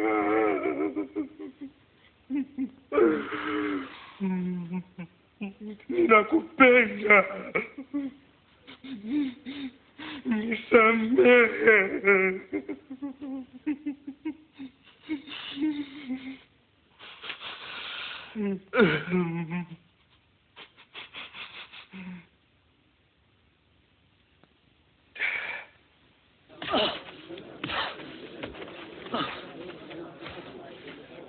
Ni nani aliyekupiga? Hebu tuambie.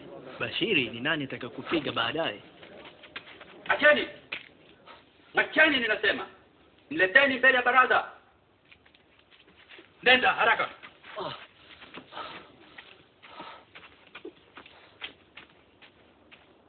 Yesu akaletwa mbele ya baraza la wazee wa dini kuhojiwa.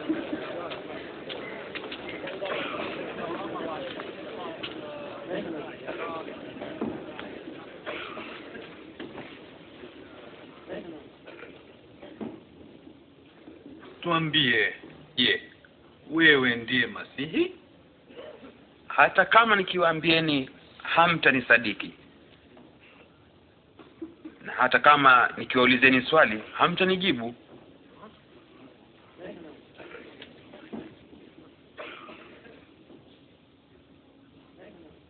lakini tangu sasa mwana wa Adamu ataketi upande wa kulia wa Mungu mwenye nguvu. Ndiyo kusema wewe ni mwana wa Mungu, sio? Ndiyo, mimi ndiye.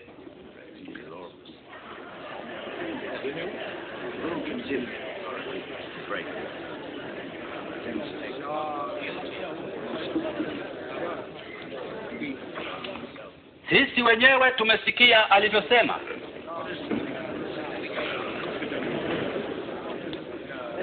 Tutampeleka kwa Pilato. Ndio, tumwondoeni huyu.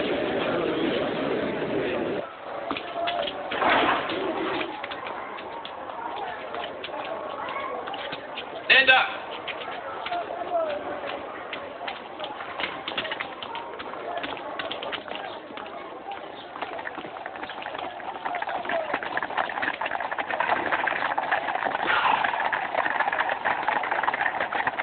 Wakampeleka Yesu mbele ya Pontio Pilato, gavana aliyekuwa katili zaidi ya magavana wa Kiroma, aliyeidhinisha kusulubiwa kwa maelfu. Na nyinyi mnataka nini hapa asubuhi yote hii? Tulimkuta mtu huyu akiwapotosha watu wetu.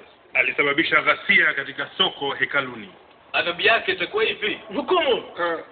Sio ni sababu ya kumhukumu mtu huyu. Ana hatia. Amewaambia watu wasilipe kodi kwa Kaisari. Tena anajiita ati yeye ni Masihi, mfalme. Mfalme? Ndiye mfalme wa Wayahudi? Ndiyo, mimi ndimi. Alianza Galilaya na sasa amekuja hapa. Galilaya? Je, mtu huyu ni mwenyeji wa Galilaya? Kama ni hivyo basi mpelekeni kwa mfalme Herode. Si bado yuko hapa Yerusalemu, sivyo? Mpelekeni kwa mfalme Herode.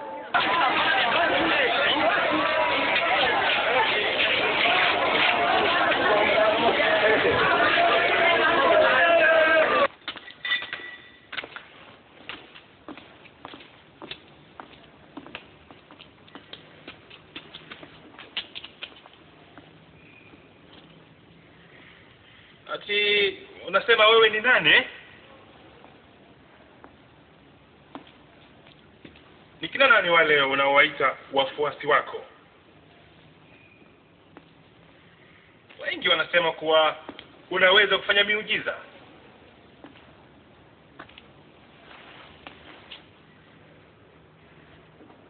Hebu nifanyie mmoja. Bwana wangu amekuwa akiwapotosha watu wote. Anajiita mfalme. Mtu huyo? Mfalme?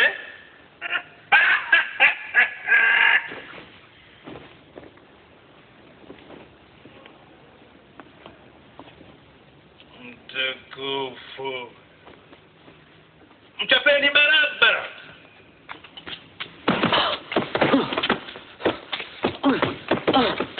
Mrudisheni kwa Pilato. Hili ni jimbo lake.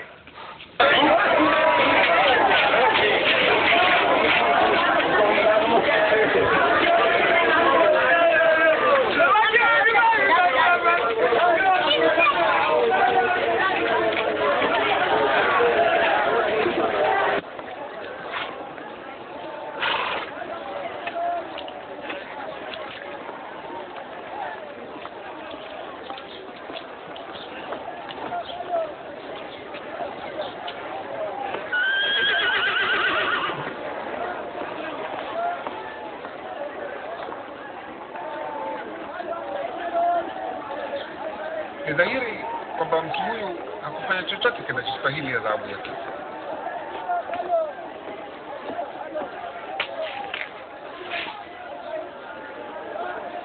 Kwa hivyo nitaamuru wapigwe viboko tu, halafu nitamwachilia.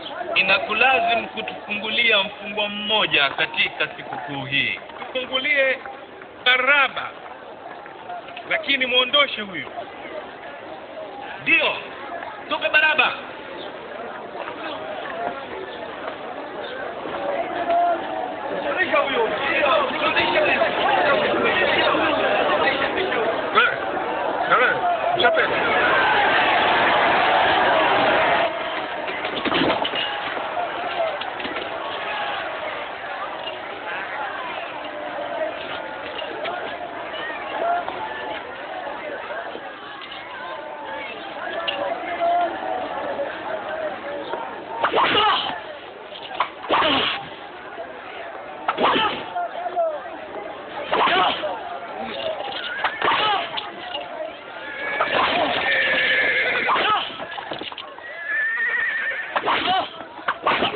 Lakini wao wakaendelea kupiga kelele kwa nguvu zao zote, Yesu asulubiwe.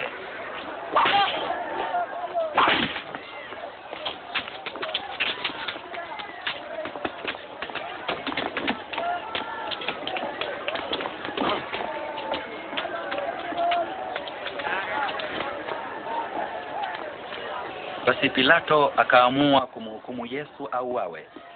Akawafungulia Baraba, yule waliyemtaka, ambaye alikuwa ametiwa gerezani kwa sababu ya kuasi na kuua.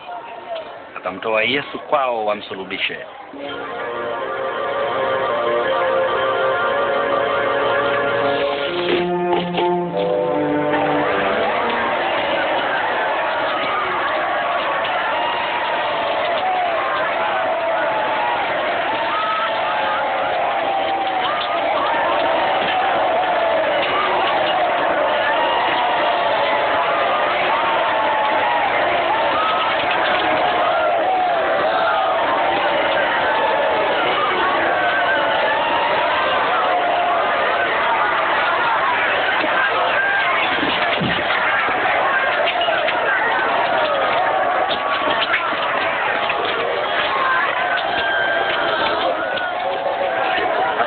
Wakamwamuru mtu mmoja jina lake Simeoni wa Kirene aubebe msalaba wa Yesu.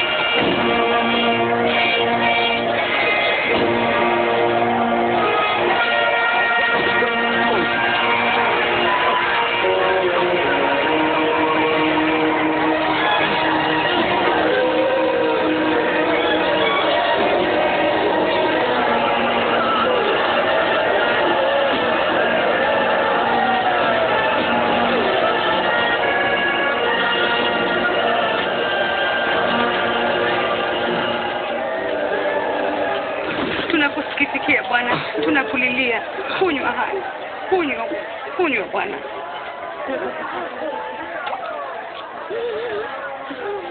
Enyi akina mama wa Yerusalemu, msinililie mimi, ila lieni kwa ajili yenu wenyewe na kwa ajili ya watoto wenu.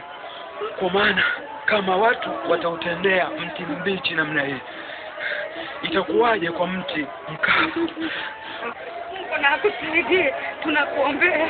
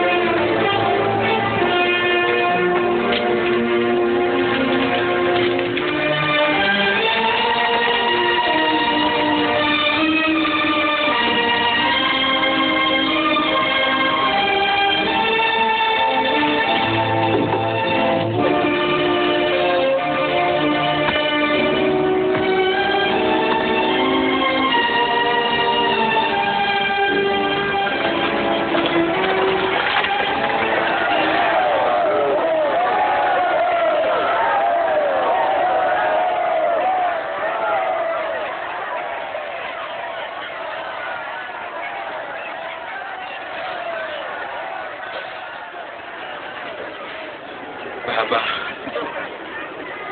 wasamehe kwa kuwa hawajui wanalofanya.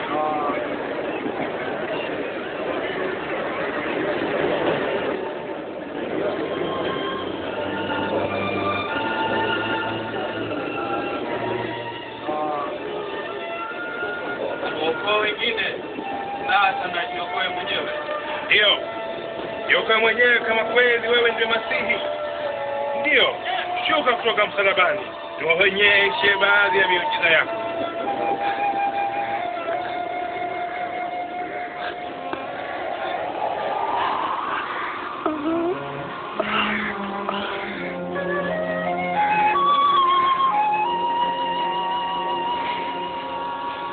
Hivyo Yesu akasulubiwa. Katikati ya wahalifu wawili, unabii ukakamilika.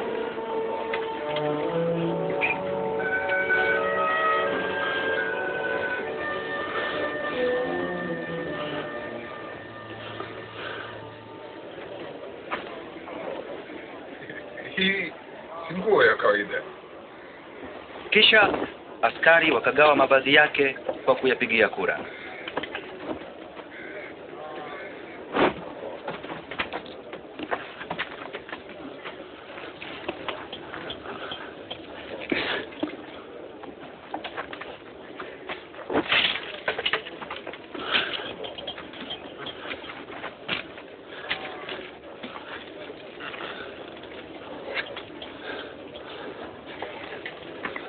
Wakaweka maandishi haya juu yake: huyu ndiye mfalme wa Wayahudi.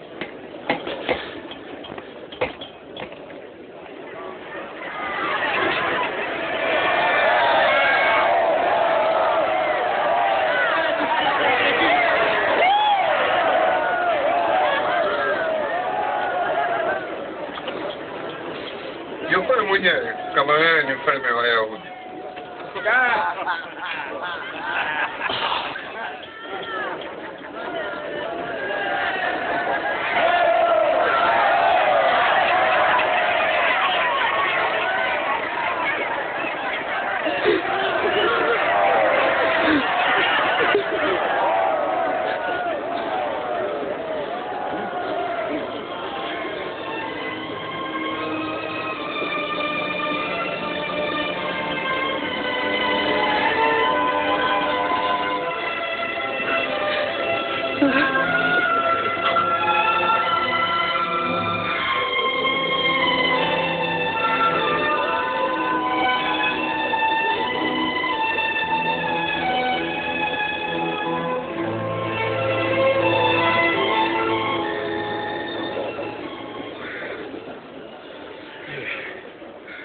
Si kweli kwamba wewe ndiye Masihi?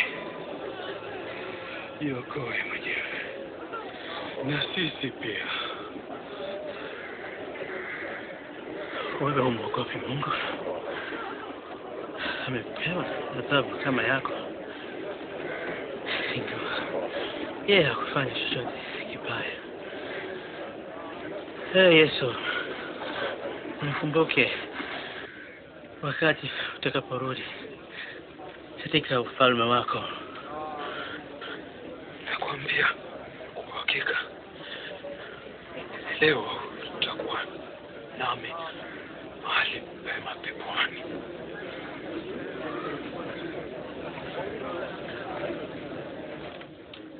Ilikuwa yapata saa 6 mchana na giza likaivamia nchi yote. wa masaa 3 mpaka saa 9.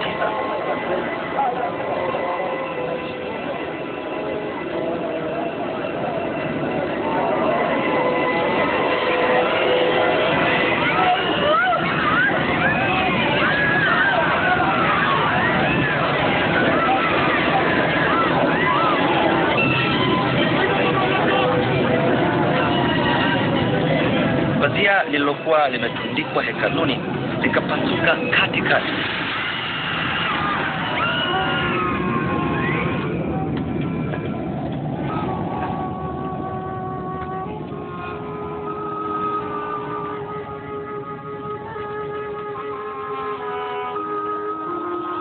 Baba,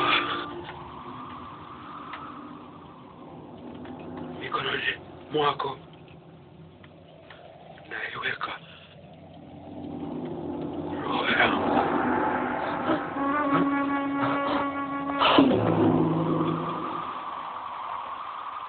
Hapo yule mkuu wa askari alipoona yaliyotukia akamsifu Mungu akisema, hakika mtu huyu alikuwa mwema.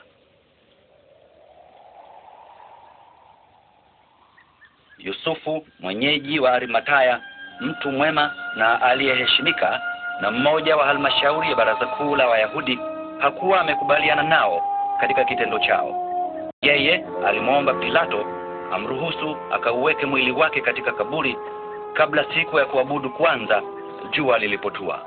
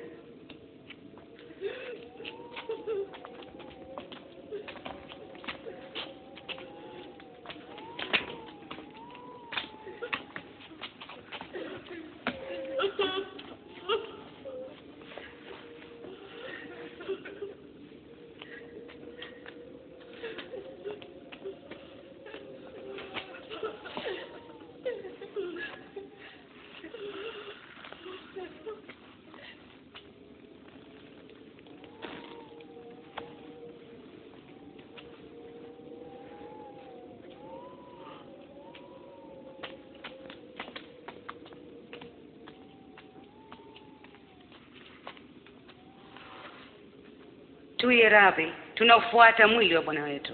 Mnakaribishwa nyote, lakini harakisheni, sabato inakaribia.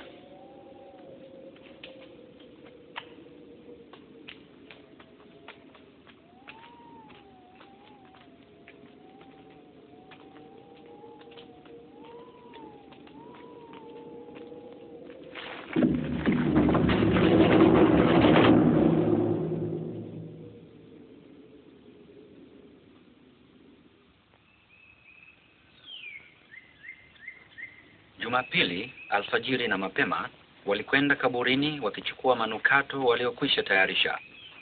Na kumbe wakalikuta lile jiwe limevingirishwa mbali na kaburi.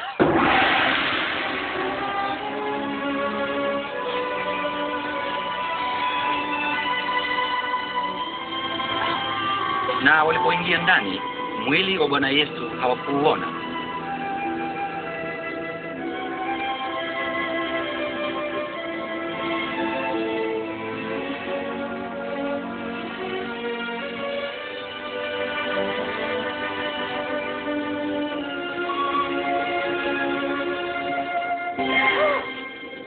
Kwa nini mnamtafuta aliye hai kati ya waliokufa? Hayuko hapa, amefufuka. Kumbukeni alivyowaambieni alipokuwa kule Galilaya, ni lazima mwana wa Adamu atolewe kwa watu waovu, nao watamsulubisha, na siku ya 3 atafufuka.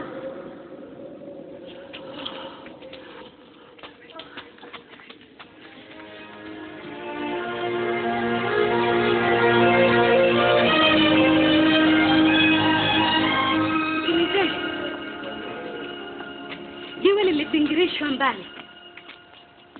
Tukaingia, lakini mwili wa Bwana wetu haukuwamo. Ati nini? Hauko? Na watu, malaika wawili waliong'aa kama jua wakatutokea.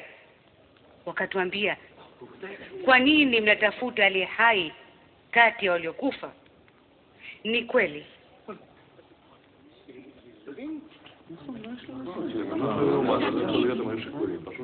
Tusadikini. Nenda ukajionee mwenyewe bwana wetu hakuwemo Petro, lazima utusadiki.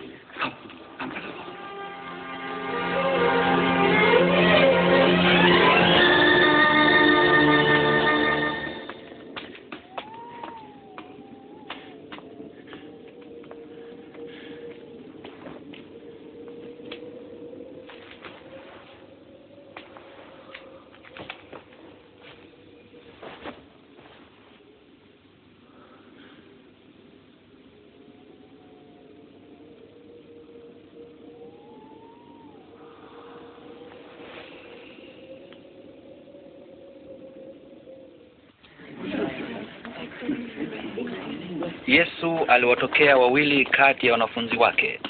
Wakarudi Yerusalemu kwa furaha, wakawaambia wale wengine, hakika Bwana amefufuka. Na walipokuwa wakiwaambia hayo, Yesu mwenyewe akajiunga nao.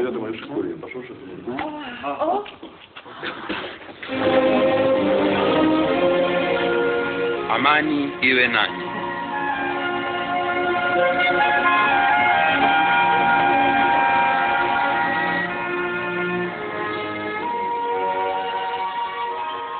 Kwa nini mnafadhaika? Kwa nini mna mashaka mioyoni mwenu? Angalieni mikono na miguu yangu ya kwamba ni mimi mwenyewe. Nipapaseni muhakikishe, maana mzimu hauna mwili na mifupa kama mimi mnionavyo. Hii ndiyo maana ya mambo niliyowaambieni nilipokuwa bado pamoja nanyi, kwamba ilikuwa lazima kukamilisha yote yaliyoandikwa kunihusu mimi katika sheria za kidini za Kiyahudi na katika vitabu vya manabii. Imeandikwa, Masihi atateseka na siku ya tatu atafufuka kutoka wafu. Pia ni lazima kwa jina lake kuhubiri habari ya kutubu na kuondolewa dhambi ihubiriwe katika jina lake kwa mataifa yote, kuanzia na Yerusalemu. Ninyi ni mashahidi wa mambo hayo, nami mwenyewe nitawaleteni yule ambaye Baba aliahidi kumtuma. Lakini ngojeni huko mjini Yerusalemu mpaka mtakapopewa ile nguvu kutoka juu.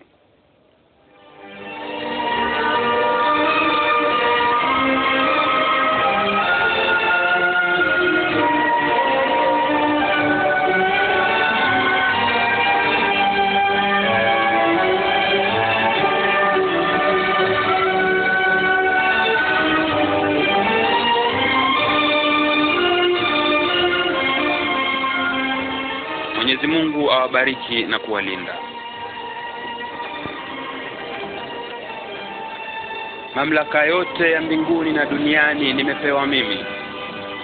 Kwa hivyo nendeni mkayafunze mataifa, muyabatize yote kwa jina la Baba na la Mwana na la Roho Mtakatifu. Mwafunze wafuate yote niliyowaamuru, na niko pamoja nanyi daima hadi mwisho wa dunia. Amen.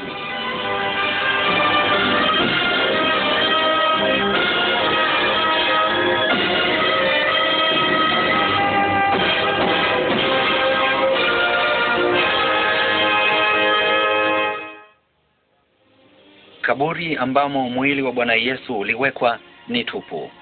Siku 3 baada ya kusulubiwa, alifufuka kutoka kwa wafu. Yu hai. Yu hai.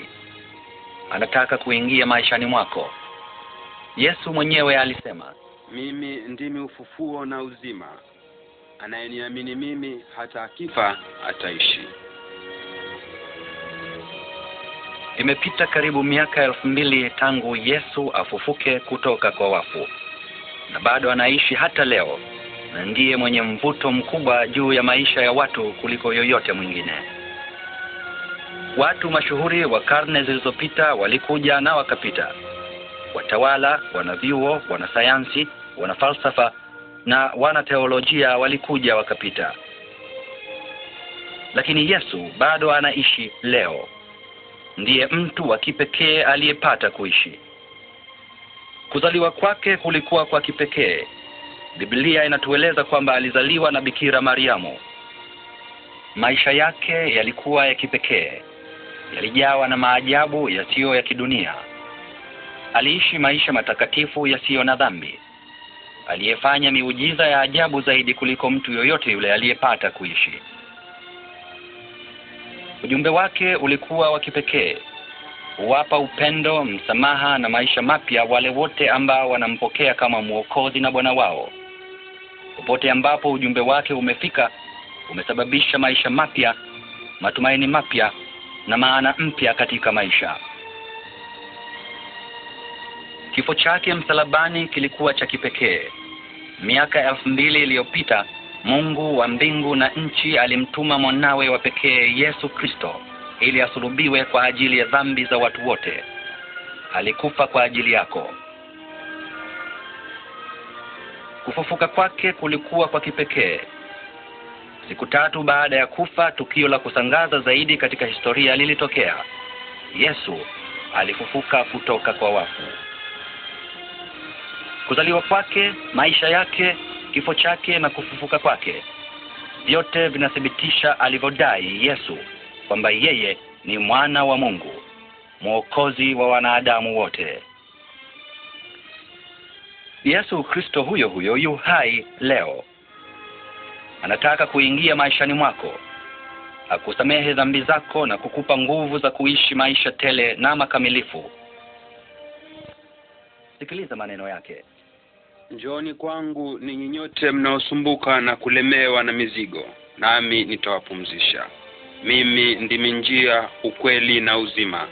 Hakuna awezaye kwenda kwa Baba ila kwa kupitia kwangu. Biblia inasema, watu wote wametenda dhambi na wamepungukiwa na utukufu wa Mungu. Pia inasema, kwa maana mshahara wa dhambi ni kifo, lakini zawadi anayotoa Mungu ni uzima wa milele katika kuungana na Kristo Yesu, Bwana wetu. Yesu alipokufa, alilipa deni la dhambi zako. Hivi sasa yu tayari kuja maishani mwako. Sikiliza, mimi nasimama mlangoni na kubisha hodi. Mtu akisikia sauti yangu na kufungua mlango, nitaingia kwake. Ukitaka kupata upendo wake na msamaha ili upate uzima wa milele, ni lazima umpokee yeye kama sadaka ya Mungu kwa ajili ya dhambi zako na umkaribishe maishani mwako kwa imani.